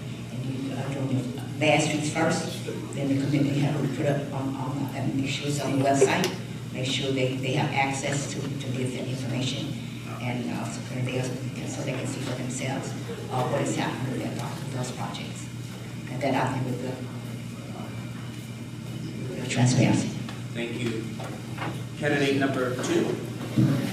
First thing I would do is I would do reconciliation. I would tell all the previous elected officials and office holders and persons that have fleeced the government to tell the truth. Okay, and then after that reconciliation, if we investigate and we find out that you stole money, you took hero pay, or you did anything you were supposed to do, you're going to jail. And that will let the people know that we're about our business. In 30 days, we will ask them to either come and sign papers and tell what you've done and go away, right, or go to jail. But we need to get the trust back with the people. And all of the money that's missing is a shame. And so the people want to know about their money. They also want to know who took it. Thank you. Thank you. Candidate number 5. Thank you. First thing I want to do is have a state of the city. We haven't had one in this administration. I believe that the residents need to know exactly where the city stands, where we've been, and where we're headed. I also want to activate our public access channel. Our public access channel has not been active in some time. We only show the council meetings, but we should be having interviews with residents, with department heads, with your council person, with your mayors, just so you can have clear understanding as to where they stand. And then just live conversations. For me, I'm on social media a lot, so I like to do a lot of live conversation, a lot of live dialogue. And when I do that, I get a lot of feedback from residents. They get to ask questions, they get answers. That is my time. Thank you very much. Thank you. Candidate number 3. Can you repeat the question, sir? Yes. In the first 30 days, what 3 visible actions would residents see from you to rebuild trust? Well, this is interesting because normally during an election in the first 30 days, we run into a dark month. Notice. We have 9,000 people per mile here in the city of Compton. We have been putting the cart before the horse. We are building on Compton Boulevard. We are building these townhomes, these apartments, but we have piping that's over 150 years old, and some of them are made of wood. We aren't doing the right thing. And when we try to do the right thing, we do it backwards. We will notify you of what's going on because you have the right to be told what's going on in your town. Now, we have some beautiful buildings going up on Compton Boulevard. I imagine they'll probably have 140 or 150 people living in them. That's a condensed area. Do you think it would cost more to change the pipes out after you build the building on top of the pipes? Or should you take the pipes out before you build the building? And this is notice. So that you can go back and say, hey, I need a hearing so that you can, I'm sorry. That's okay. It gets good to me. We're going to now move into segment number 5. And again, there's going to be 3 questions. And each candidate has a minute to answer each question. The first question is, when you need majority to move the city forward, how would you build a working coalition through shared goals and transparent negotiation without trading away integrity and compromising good governance? Candidate number 5. Can you give me that question one more time, sir? When you need majority to move the city forward, how would you build a working coalition through shared goals and transparent negotiation without trading away integrity or compromising good governance? Well, you don't wait till you need majority to build a relationship. You have to build a relationship from the beginning. And then also making sure that you are aligned with your your colleagues. If we all see Compton to be, we all want to build up Compton, we tend to all align at some point. My ideas shouldn't be threatening to you. My wins should be your losses. So having those conversations, having those dialogues, and then just making sure that we're staying on the same page as it relates to moving the city forward. That's the main goal. We might not always agree, we might not even like each other, but we all love the city of Compton, and we want to move the city forward. So it's about building up that conversation long before you need for the vote majority. Thank you. Thank you. Candidate number 2. Thank you. Number one, I have respect for Ms. Darden and Ms. Duhart and anyone else that will be serving on the council, and respecting that it's not about me, mine, I. So I would communicate with them about the issues in their district, and then let them know, as the mayor, it is my job to work with every council person in every district, because it's all Compton. And number one, when someone gives an invitation to me, it's not just me, it's to my colleagues as well. So respecting them is going to let them understand that this is about us. This is about Compton. There's only one Compton, and it's not about me, my, or I. Thank you. Thank you. Candidate number 6. This starts with the communication. From day one, we sit down, we map out exactly what we want to do, how we want to do it. And if you know these things up front, there is no fight between one or the other. Because at the end of the day, it's not about us. The gentleman is absolutely correct. It is not about us. We all are here to move this city forward. With that being said, all things, all together, moving forward. So if we have some type of conflict, we would talk that out in private, find out exactly what that is, and possible, how could we make this better?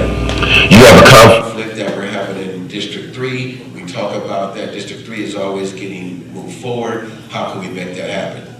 I would like to have a lottery, if you will. You vote. What streets are going to be done first? Of course, the ones that are worse and the ones that are absolutely in dire need. However, if it's something that we can move from one district to the other, we have a conversation and we agree as one. Thank you so much. Let's go to candidate number 3. One more time, question, sir. Yes, sir. When you lead majority to move the city forward, how would you build a working coalition through shared goals and transparent negotiation without trading away integrity or compromising good governance? All right, great question. We gave away our ability to lead.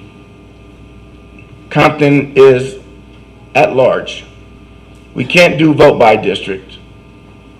Because when you have vote by district, council members are allowed to set up little fiefdoms where they are only beholden to the people in their district. And it disenfranchises the rest of the voters. And so, let's look at this for a second. I know they're going to give me the gold paper and questions I'll ask later. Let's look at this for a second. The mayor is the only individual that's voted on by everybody, but the mayor has no power. 1/4 of the city gets voted on by 1/4 of the city. So if I got a problem with, I'm only using you as an example. If I have a problem with District 1 and District 4, and I live in District 3, and I see a District 1 and District 4 happening in District 3, I can't join together with anybody and get rid of District 4 and District 3. That is disenfranchising you, the residents. But there was a remedy in the charter, and the remedy was once we reach 100,000 people, we add 2 seats. We just need to follow the charter. I know it's my time. I know it's my time.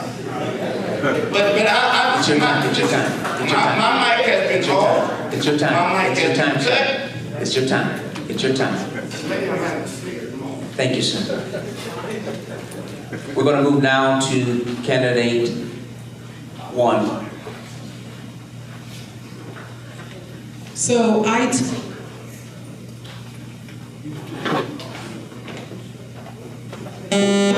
All right, due to technical difficulties, we'll restart the time. Just make sure your mic is functioning before you speak.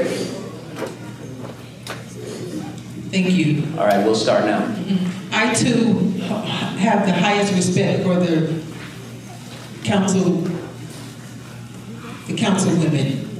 They have known me since I was a tot. So I will start by aligning with the council members, understanding their priorities, and finding where we already agree. And then we will build from there. And then we move it. From there, we move to what is in the best interest of the community. Thank you. Candidate number 4. Thank you. You know, I believe that in doing one thing, let's try to bring everybody together. And I believe in doing that through priority setting, one of a retreat with all the council members, the mayor, council, setting those goals and setting those priorities. That is what I think will keep us moving forward, because it's not about our first district, second district, third or fourth. It will be about all the districts, because we're setting the goals and priorities for the whole city, and that will keep us on track and keep us moving forward. But we have to make sure that we stay focused on those things that we set, as opposed to moving on, trying to move over to other things. Once you finish something, you move on to something else, and that's how I believe that we need to move, how I would address this. And we've had a retreat before, and I think it went really well, because we were able to set those all our priorities with the city manager, so we know where we're going. Thank you so much. Now that takes us to the second question of segment 5. The second question is this: what meeting standards and governance norms will you set to improve conduct, reduce dysfunction, and ensure meeting produced decisions while still protecting strong public voice? I'll read that one more time. What meeting standards and governance norms will you set to improve conduct, reduce dysfunction, and ensure meeting produced decisions while still protecting strong public voice? I'm going to start with candidate number 1. For me, that's pretty plain and simple. Disagreeing is okay, but disrespect, we will not have that. Just plain and simple. Thank you. Candidate number 6. One more time with the question, sir. What meeting standards and governance norms will you set to improve conduct, reduce dysfunction, and ensure meeting produced decisions while still protecting strong public voice? Starting at the beginning. We have to make sure we are under one accord. And if we disagree, that's okay. But we have to put the community and the city first. So if there was something that we disagreed upon, we can talk about that in-house, make sure that we're all going for the same thing to make this happen. This is not a typical question or a confused one. Why are you really here? Why are you really representing our city, etc.? Because it's all about the city. So there's going to be disagreements, but we need to come together as one and move this forward. I don't even like using the term, but take one for the team today. Thank you. Candidate number 3. So when we sign up to run for office, we pay $500 for our signs. If you're running for mayor, it's $2,500 for English and Spanish in the booklet. If you're running for a district seat, it's $1,500. Those are requirements, and that you live in the city of Compton. But here's what I would add. When you sign up to run for city council or mayor, you will also sign a waiver agreeing that you will take a 30-day charter class and a 30-day moral and ethics class. If you can't take a class in moral and ethics in the city charter for the first 30 days, then you don't deserve to be there, because that means you're not willing to serve the people. Now, we have had people come up and they've gotten on the council and things have happened, and they said, I did not know that this was wrong. That is not their fault. That is our fault, because we are supposed to set the things in place to make sure that when they get up there on the city council, they know the job. They don't fall into the pitfalls. This is what leadership does. Thank you, sir.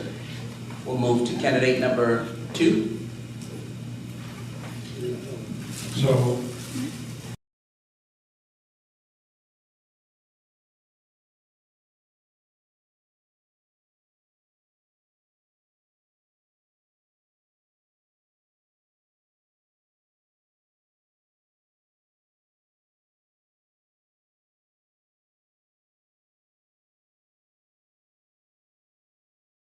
of the rights that we have is to protect our civil liberties. And I believe when I was the chairman of the Public Safety Commission, as well as for any other commission, you are allowed to have on-the-job training. You have to know your charter. You can't lead if you're not a leader. And if you're by yourself, then you're not leading, you're just taking a brisk walk by yourself. So for me, I say, I love what he's saying, but it's up to us to make sure that we vote for the right person that's going to fight for us, respect us, and show us the accountability through their actions. Thank you.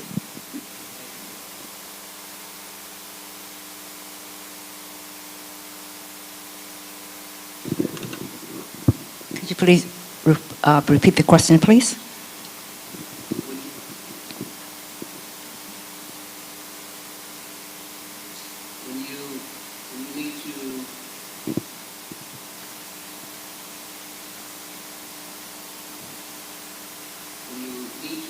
When you need a majority to move, what meeting standards and governance norms would be set to improve conduct, reduce dysfunction, and ensure leading reduced decisions while still protecting strong public voice?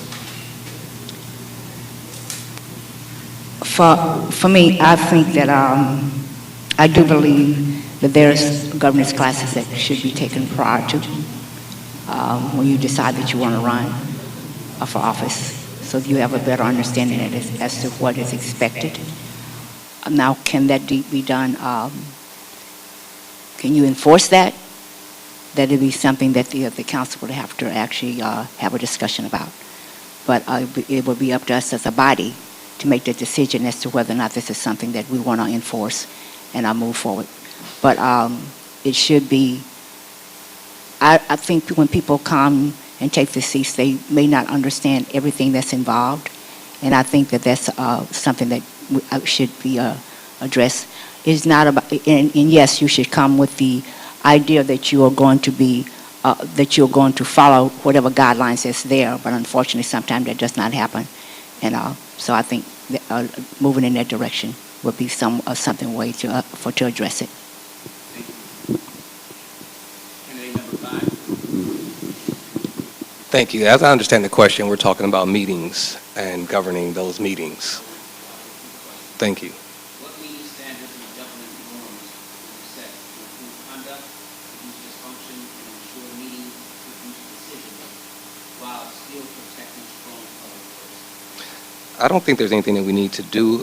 There's already rules of decorum in place. We just need to follow them.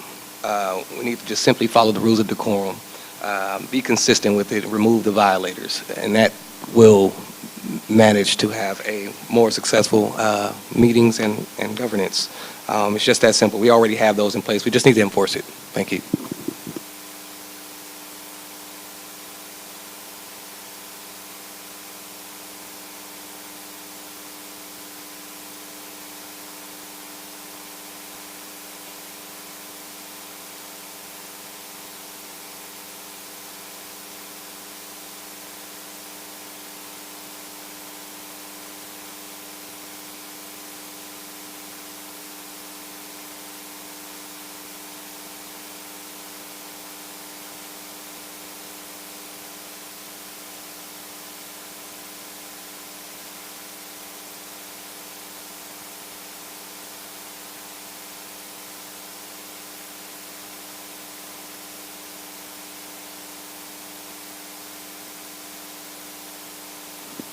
Wow.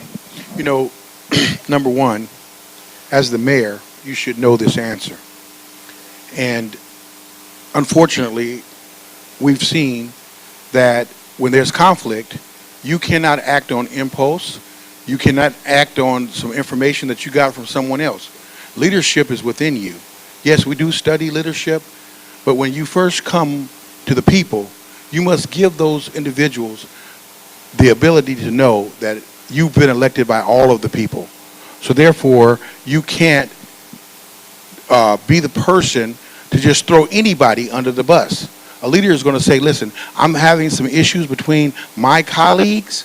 What we're going to do is we're going to take a recess, go into closed session, go into the room, and we're going to resolve it.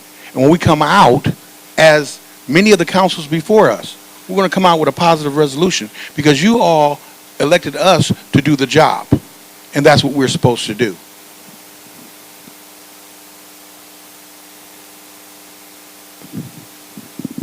Can you repeat the question again? When the council is divided and the public is frustrated, what will you communicate publicly?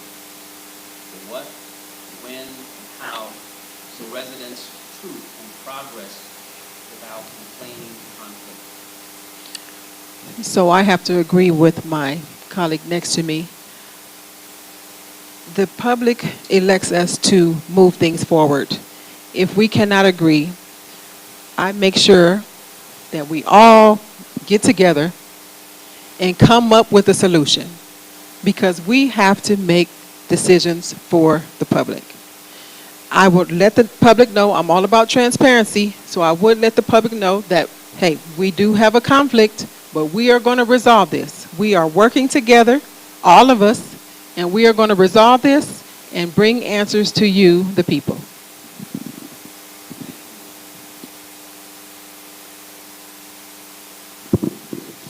I believe you have to center the conversation in facts and goals for the city of Compton. And once you have that discussion with your colleagues and the community, you then move forward from that point. But you have to root everything in facts and goals. A lot of times we get caught up in our emotions and how we feel about certain things. Sometimes those emotions and feelings are based off of your own interpretation of what's going on. So if we're discussing the facts and we're talking about the goals of the city, we can recenter the conversation and move forward. Thank you.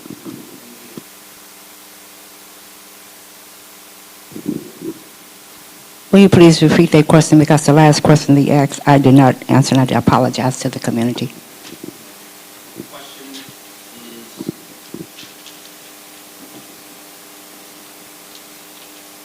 when council is divided and public is frustrated, what will you communicate publicly? What, when, and how, so residents see truth and progress without inflaming conflict? I think what I would report to the community is that we do have a conflict in regards to this particular issue. However, we will have some information with you within a period of time. If we say we can have information to you within 2 weeks, we make sure that they have that information within 2 weeks period. But we let them know that we are definitely working on their behalf and trying to resolve the matter.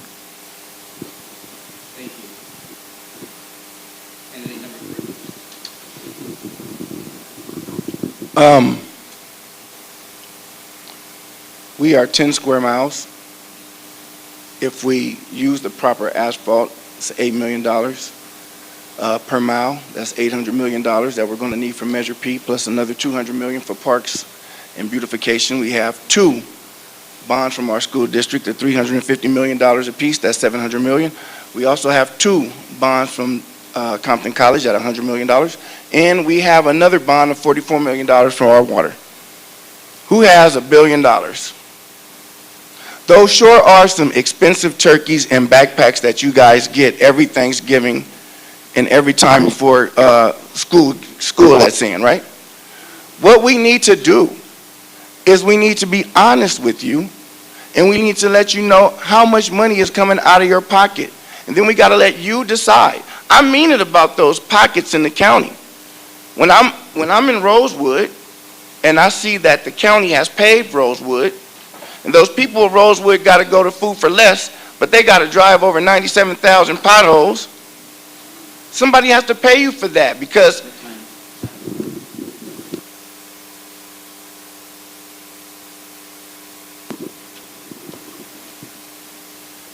Can you repeat that question, please?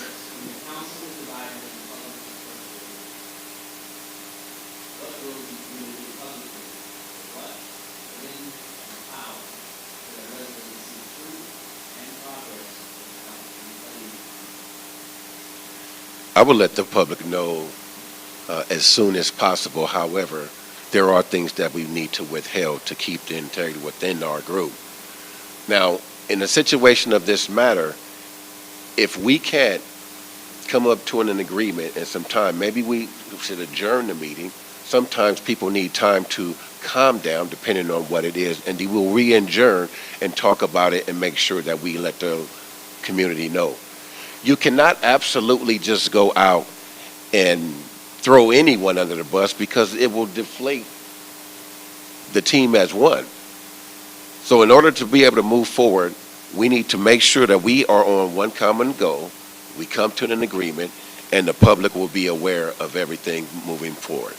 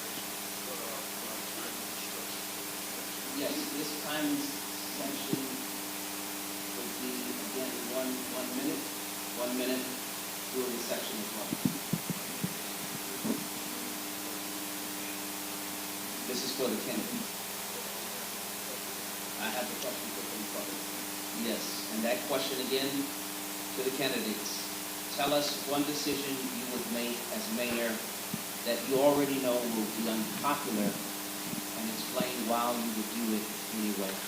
We would like to start with candidate number 5. Thank you.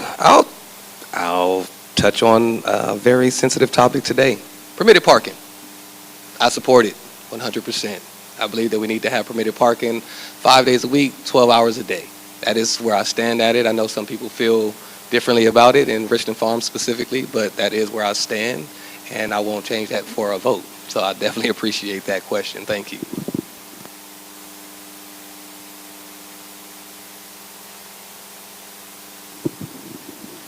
I also agree with permitted parking. Not only will this clear our streets up, we have cars that are parked on the streets for weeks at a time. The only time that they move is when it comes to street sweeper, and sometimes they don't move then.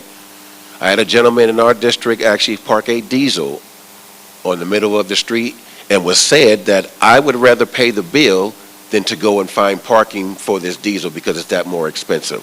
So I am in agreement with the parking. Thank you.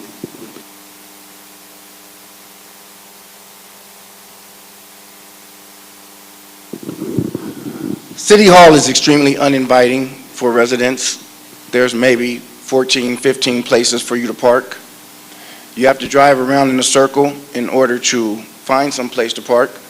And then sometimes when you drive in that circle, somebody's pulling out and you just missed it. So what I would do is I would ask the council members to take up an office in the local parks. The reason for this is because the large local parks have parking. We have a large senior constituency, and I would prefer people to be able to go to their parks where they have a place to park, they have time to actually sit and talk to their council person or the liaison, instead of wasting gas driving around City Hall 20 times and not being able to find a place to park. I know that that would not be very popular because nobody wants to be in the parks, but we're here to serve the community, so I think that that would be the best way to go, is to have our council and mayor have offices in the parks. Thank you. Candidate number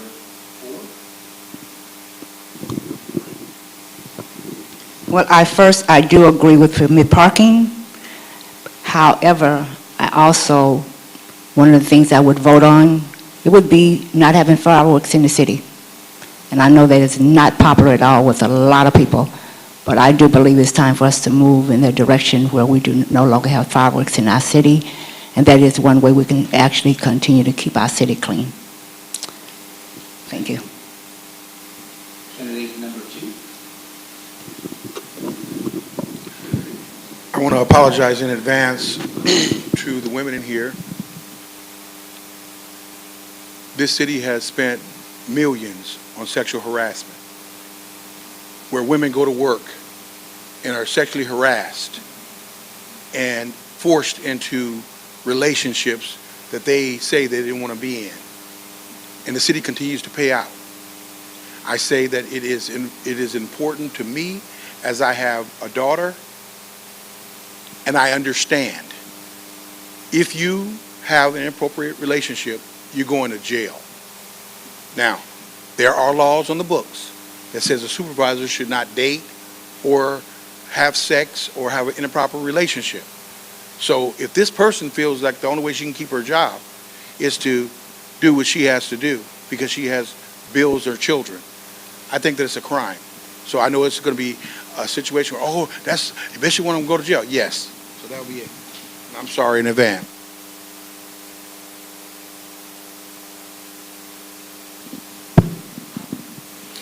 For myself, I'm going to touch on the permitted parking. I disagree with permitted parking in Richland Farms. And the reason why I disagree is because I believe that the whole city should be assessed first and bring permitted parking to the entire city, not just one corner or this neighborhood or that neighborhood. I believe that's unfair. So I would drop that permitted parking on Richland Farms, have an assessment of the entire city, and then roll out permitted parking across the entire city.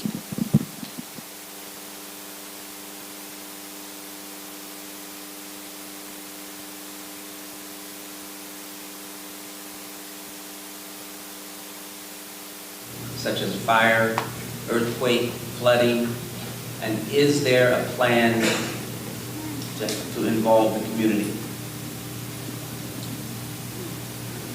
Candidate number 3. So in criminal justice, we have something called a tabletop exercise. The tabletop exercise is a coordination between law enforcement and the city manager and city employees and the council members.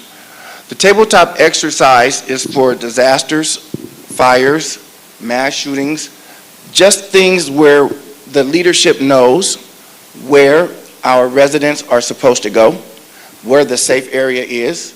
The tabletop exercise also lets the residents and the council know where we are going to have the linear lineup of sheriffs, so they know exactly the safest route to get to whatever point the city determines is the place to be. So we don't have tabletop exercises.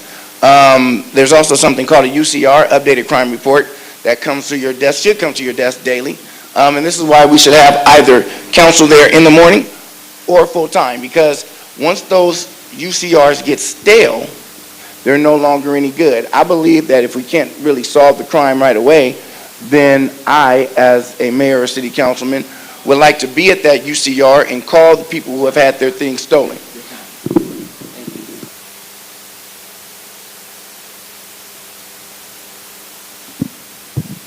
When I sat on the Public Safety Commission, we came up, the fire department came up with a public safety plan, emergency plan.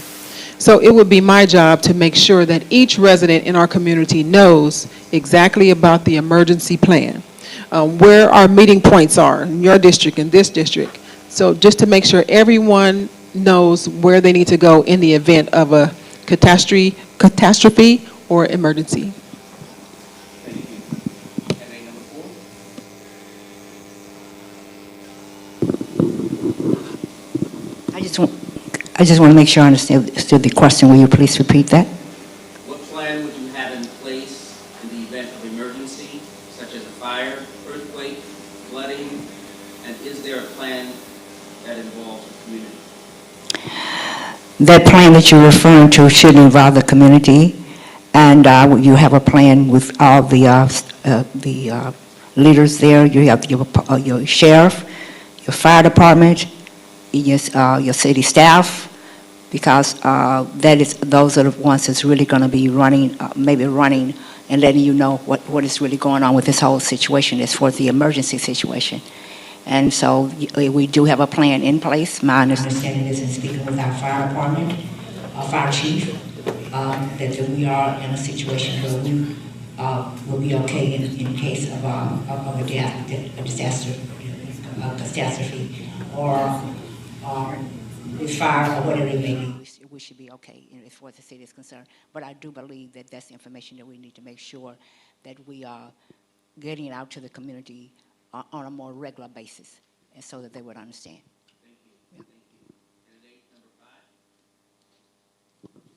Thank you. As stated, we already have emergency plan in place. I believe Ms. Adkins talked about it being produced by the Public Safety Commission.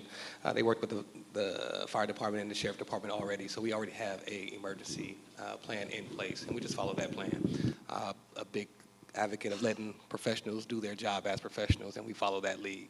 So, thank you.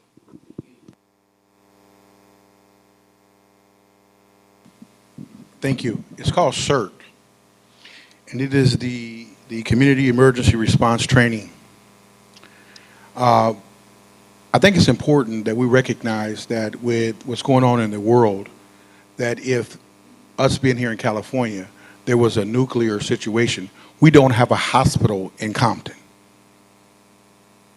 Our fire department lost its ability to transport people. That's why we have private ambulance service. You know, this is not a game for me. I'm running because we are in a situation and it is dire. We have no hospital in our city. And if there was an emergency that hit South Bay, because that hospital is not here, you would have to transport elderly people across town. If they're close to intake, guess what's going to happen? We have to do better. And the first thing that I want to do is to get us a hospital.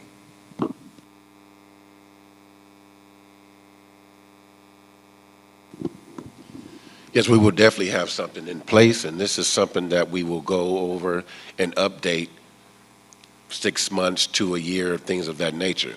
This is where you bring in the professionals, the fire department, the sheriffs, and they will come in and teach the council all of these quick outs and how we're going to do things, and then we will roll it out to the community.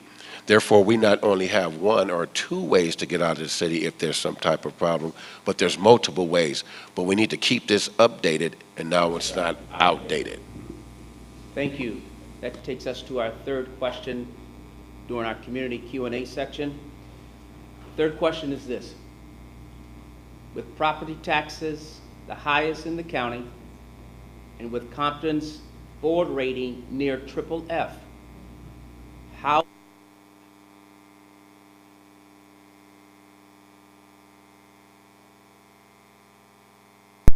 number 3?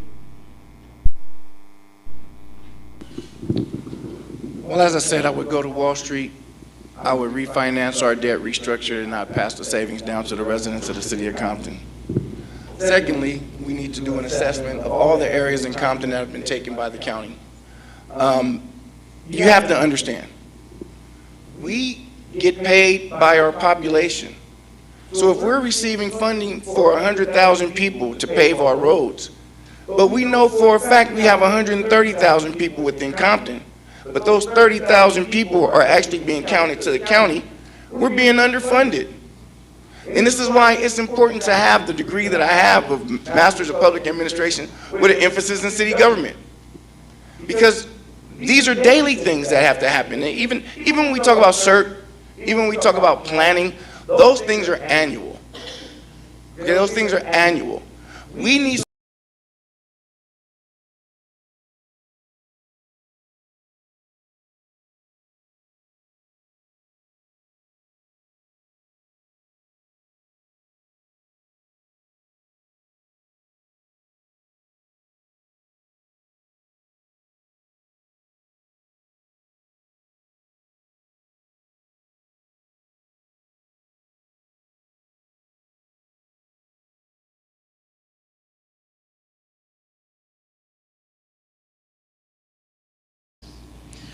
How I would lower property taxes.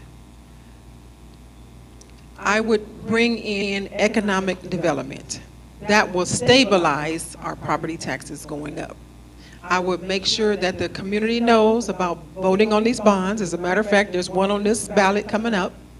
If you vote on these bonds, your property taxes will rise. I have to make sure that everybody has a clear understanding. The triple F rating, we have to show that we are fiscally responsible. We got to tighten our belt and start showing some responsibility. All of these, the money's going out the door, this and that, we have to stop that. Thank you. Candidate number 6. Can you repeat the question, please? Yes. While property taxes, the highest in the county, and with Compton's board rating near triple F, how would you lower taxes while impacting services? I will look at all avenues of trying to get some of our taxes sold, if that's possible. At the very end of it, economy, you bring in new, as far as property taxes and things of that nature, that will take some of the heat off of them. But this is a topic that we all need to be aware of, and the bonds are a huge reason why we have property taxes as high as they are. All of the schools, the college, things of that nature, all these bonds bring more taxes. Without the bonds, it's possible that we will be bankrupt. Thank you. Candidate number 4.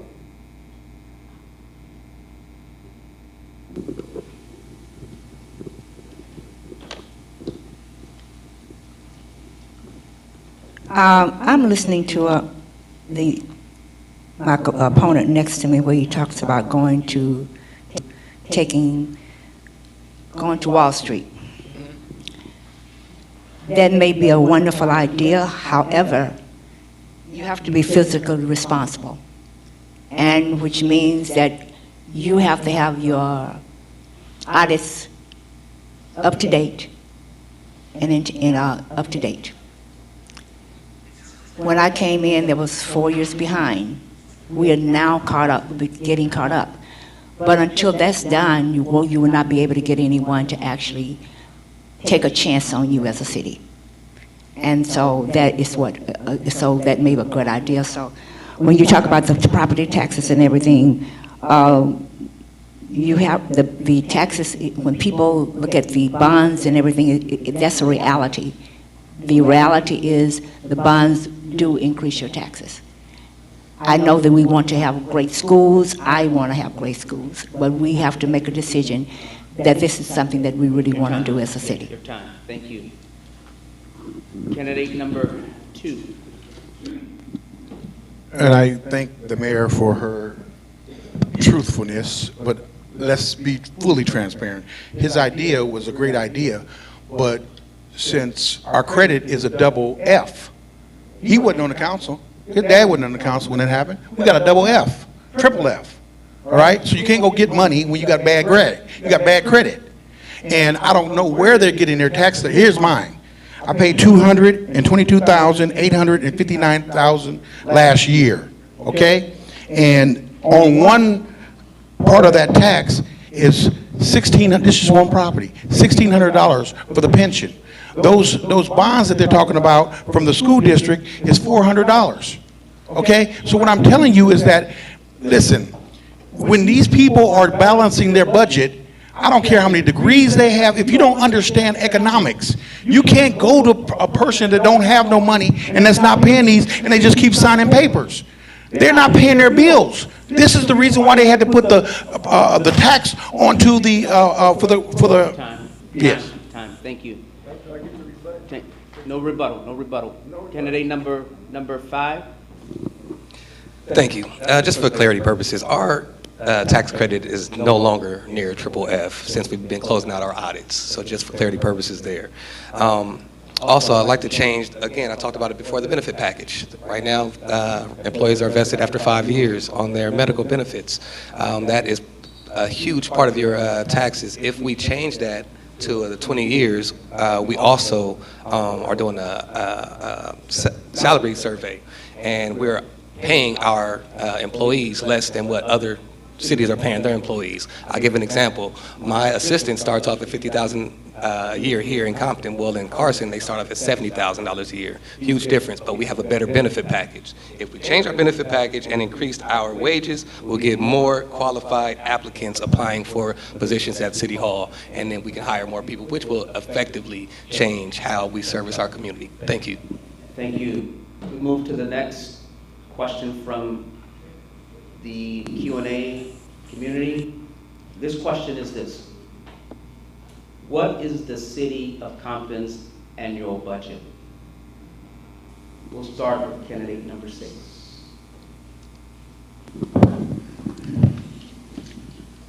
The annual budget is $270.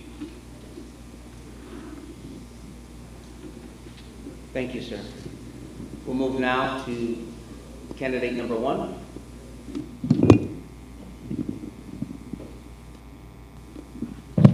Okay.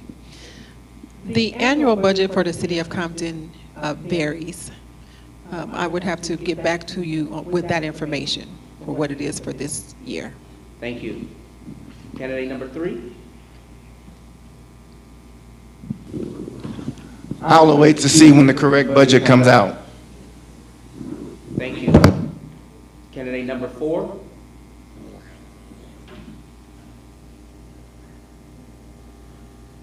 The annual budget is $262, a little over $262 million. Thank you. Candidate number 5. I wasn't exactly sure on the exact number. I believe it's around $200 million. Thank you. Candidate number 2.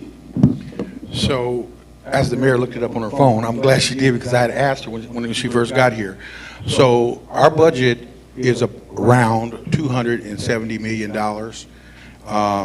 and it was to be amended because we had a number of things that had to be repaid to the state and to the federal government, grants that were not taken care of, individuals that did not take care of their indebtedness, right? And then since we go through so many city managers and so many persons that work in our grants department, they are doing the best they can with the budget that is presented before them. But they have to continue to amend it because they have to pay money because they put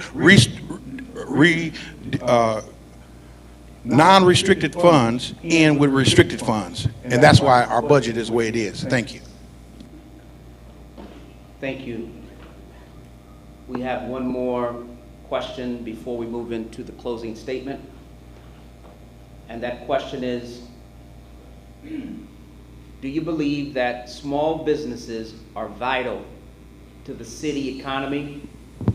And if yes, what would you do if elected to support and encourage the opening of more small businesses in Compton? Candidate number 5.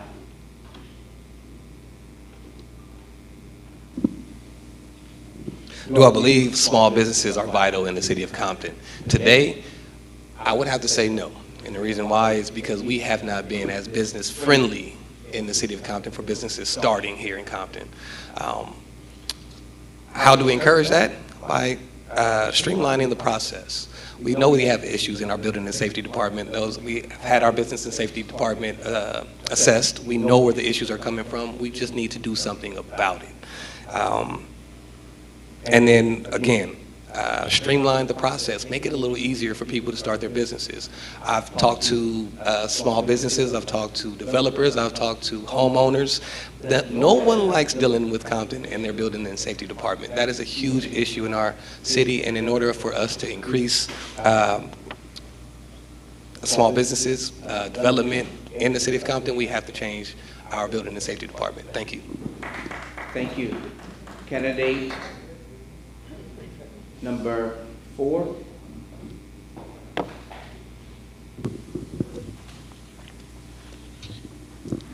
Is what would I do to help increase the small businesses? Is that the question?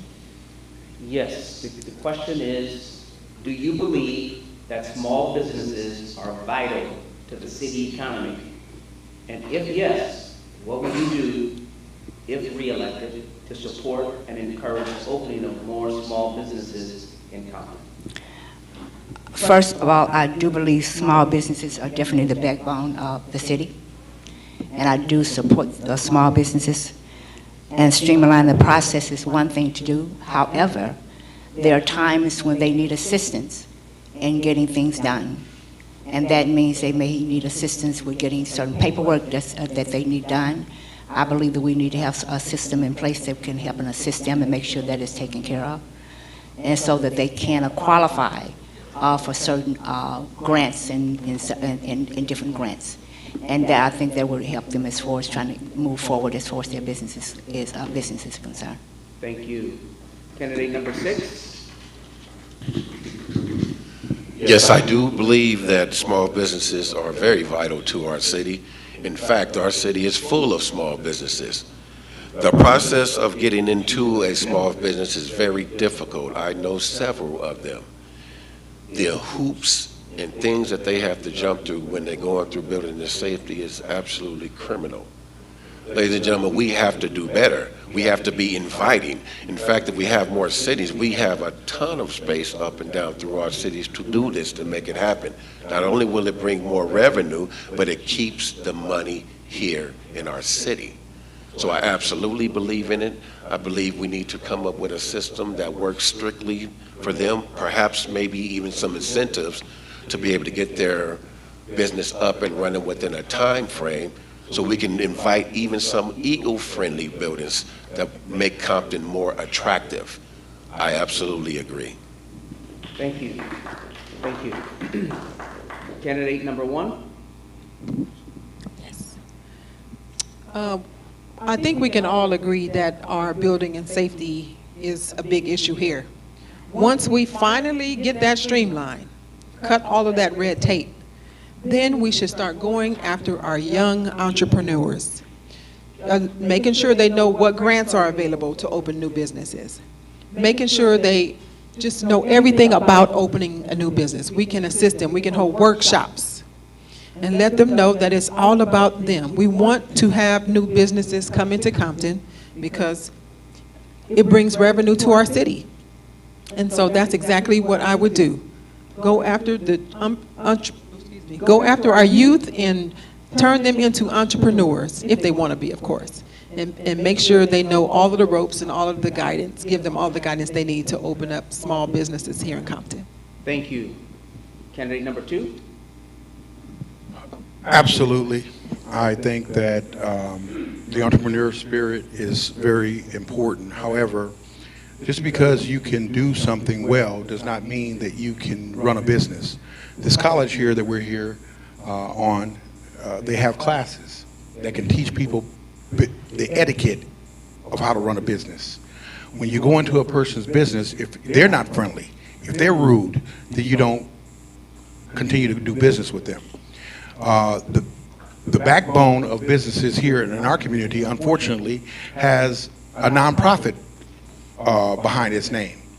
And so we're not getting any tax dollars from them. We have more churches in our city than they have in some synagogues.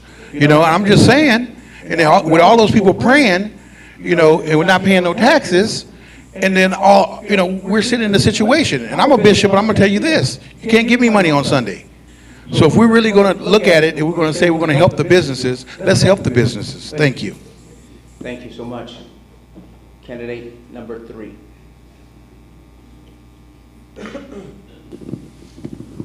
So I'm going to double back and say this since I didn't get the opportunity to rebut. In 1992, we had our riots, which caused over $100 million worth of damage. We had a $10 million deficit. Ask me how I know. My dad did go to Wall Street, and he did refinance the debt. That $100 million was hard to pay off, but we did it. But I'm tired of people saying, no, you can't do it. Nah, it ain't gonna happen. Now let me move forward. Small businesses are wonderful. Yeah, they are the backbone of our community, but so are the people. And as I said before, we have pipes that are over 150 years old, some of them made of wood. And so let's take care of our people first, because I see pictures, I get pictures in my direct messages where people show me their bath water and it's brown. So before we start having delusions of grandeurs and moving forward, we have to do the basic things to get our city where it needs to be. I know it's sex seats that want a movie theater. Good time. Thank you. Thank you. We come to the segment 9, which is the closing statements for each candidate. You'll have 90 seconds. This is your time to summarize your candidacy in your own words. But there's no rebuttals, no opponent references, no personal attacks. Keep your remarks respectful and focused on leadership, governance, and readiness and accountability. We have 90 seconds per candidate. Let's start with candidate number 6. My administration will use this platform to hold the city manager accountable and mobilize the community and the priorities to ensure Compton residents get exactly what they need, and if someone that's in charge is going to be respectful, inventful, and on time. Thank you. Candidate number 2.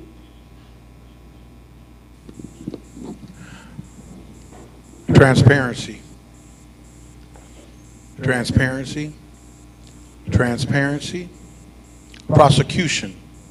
Prosecution. Prosecution. Leadership. Lots of real, authentic leadership.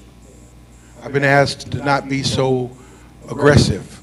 When you're passionate about something and you mean it in your heart, it's hard to play. You can't play when people's lives are on the line. So I'm going to tell you what I'm going to do, and I'm going to do what I'm going to say. It is important that we stop playing politics, because right now all we get is politics. If there was leadership, you would see it. These problems that are here have been here, and some of the people were here when the problems existed. Leaders are leaders. And I'm just going to say this, and I'm going to pass the mic. Make a change, or it's going to stay the same. Thank you. Thank you. Thank you. Let's go to candidate number 5. Thank you. Again, guys, my name is Andre Spicer. I'm the serve as Mayor Pro Tem here in the city of Compton. Since I've been in office, first off, let me just say, I'm the only person this side of the Mississippi to ever overturn an election due to voter fraud, ever, here in the city of Compton. Since I've been able to do that, we've been able to address the legal dispensaries, the street takeovers. I've been able to help people get expungements, employment, and housing. We've been able to feed over 15,000 families. We've been able to service over 4,000 families for Christmas. And we've done numerous of things throughout the district. Revitalized all of our city parks, implemented several different programs at our different parks for our youth. Compton, it's time for a change. It's time to have strong leadership, someone that has vision, someone that moves with purpose and intention. I want to take us from where we're at today in the city of Compton and build a better tomorrow. I want to go from what we are now, and I want to move to what's next. My name is Andre Spicer. I'm your candidate for mayor 2026. Thank you. Thank you. Candidate number 3.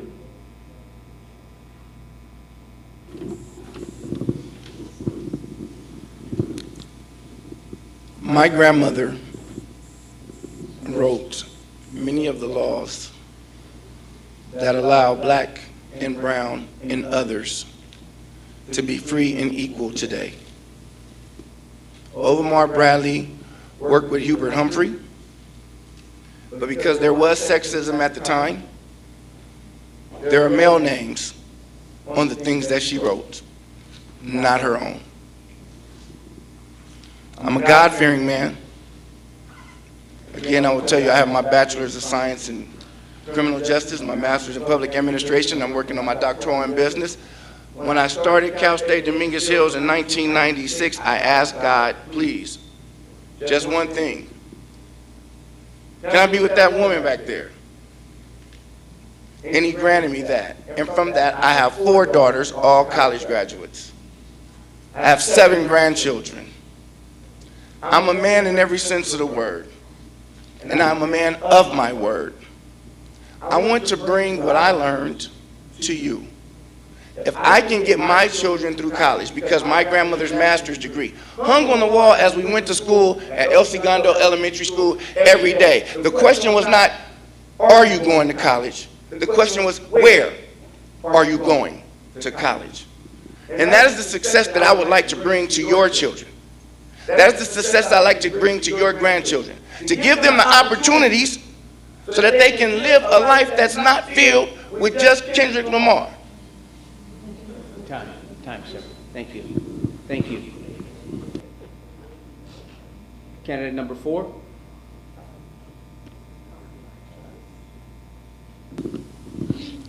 Thank you. As stated before, I'm Emma Sharif, and I'm the mayor of the city of Compton. When I first came in 2021, one of the things that you said you wanted your streets done, I delivered. The council delivered. You said that you wanted to make sure that when businesses came, economic development came. We have 1, 2, 3 projects going on right now. If you want to know where it is, drive down Wilmington. If you want to know where it is, drive down Alondra. If you want to know where it is, drive down some other streets here. The streets are being done. You asked for it, it was delivered. Everything that you asked to be done, we delivered. So therefore, I am running for re-election for this seat. And because I have delivered on what you asked us to do, we delivered on what you asked us to do. And so I want to say thank all of you for coming out this evening. Again, I'm Emma Sharif, and I'm on the ballot. Thank you. Thank you, Madam Mayor. Final candidate, candidate number 1.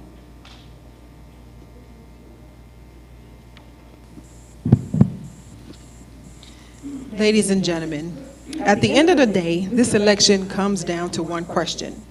Are we going to keep doing things the same way? Or are we ready for something better? I'm going to bring transparency, accountability. I understand the city charter. I understand the role of the mayor. I am going to listen to the people, take you very seriously. I will not just move when it's election time. I will be present, accessible, always. My name is Inez Tootie Adkins, and I'd like to ask for your vote. Thank all of the candidates. Let's give them a big hand. Come on, you can do better than that. We appreciate each and every one of them. We're encouraged. And it's my prayer that as we move forward, that the community of Compton will come out and participate in their privilege to vote. And it's my prayer also that whichever candidate will win, the other candidates will support to move the city forward, that it will be a better place for all the residents. Thank you so much. It was a privilege, and I appreciate the opportunity to be able to serve as the moderator. And thank you, Dr. Johnson and the Chamber of Commerce here in Compton. And continue to put your best foot forward. We're living in some trying times. We have to make sure that we put our best foot forward for the sake of our community. Thank you so much. God bless you. All right. Thank you, Bishop Sam. And I'd like to say to the candidates, stepping forward to seek public office is not easy, especially in a moment when our community is asking hard questions and demanding real results. So I encourage each and every one of you to stay engaged, continue to do what you're doing. Thank you for stepping up for public service. Thank you for being willing to be ostracized, criticized, as you try to make Compton a better place to live, work, and play.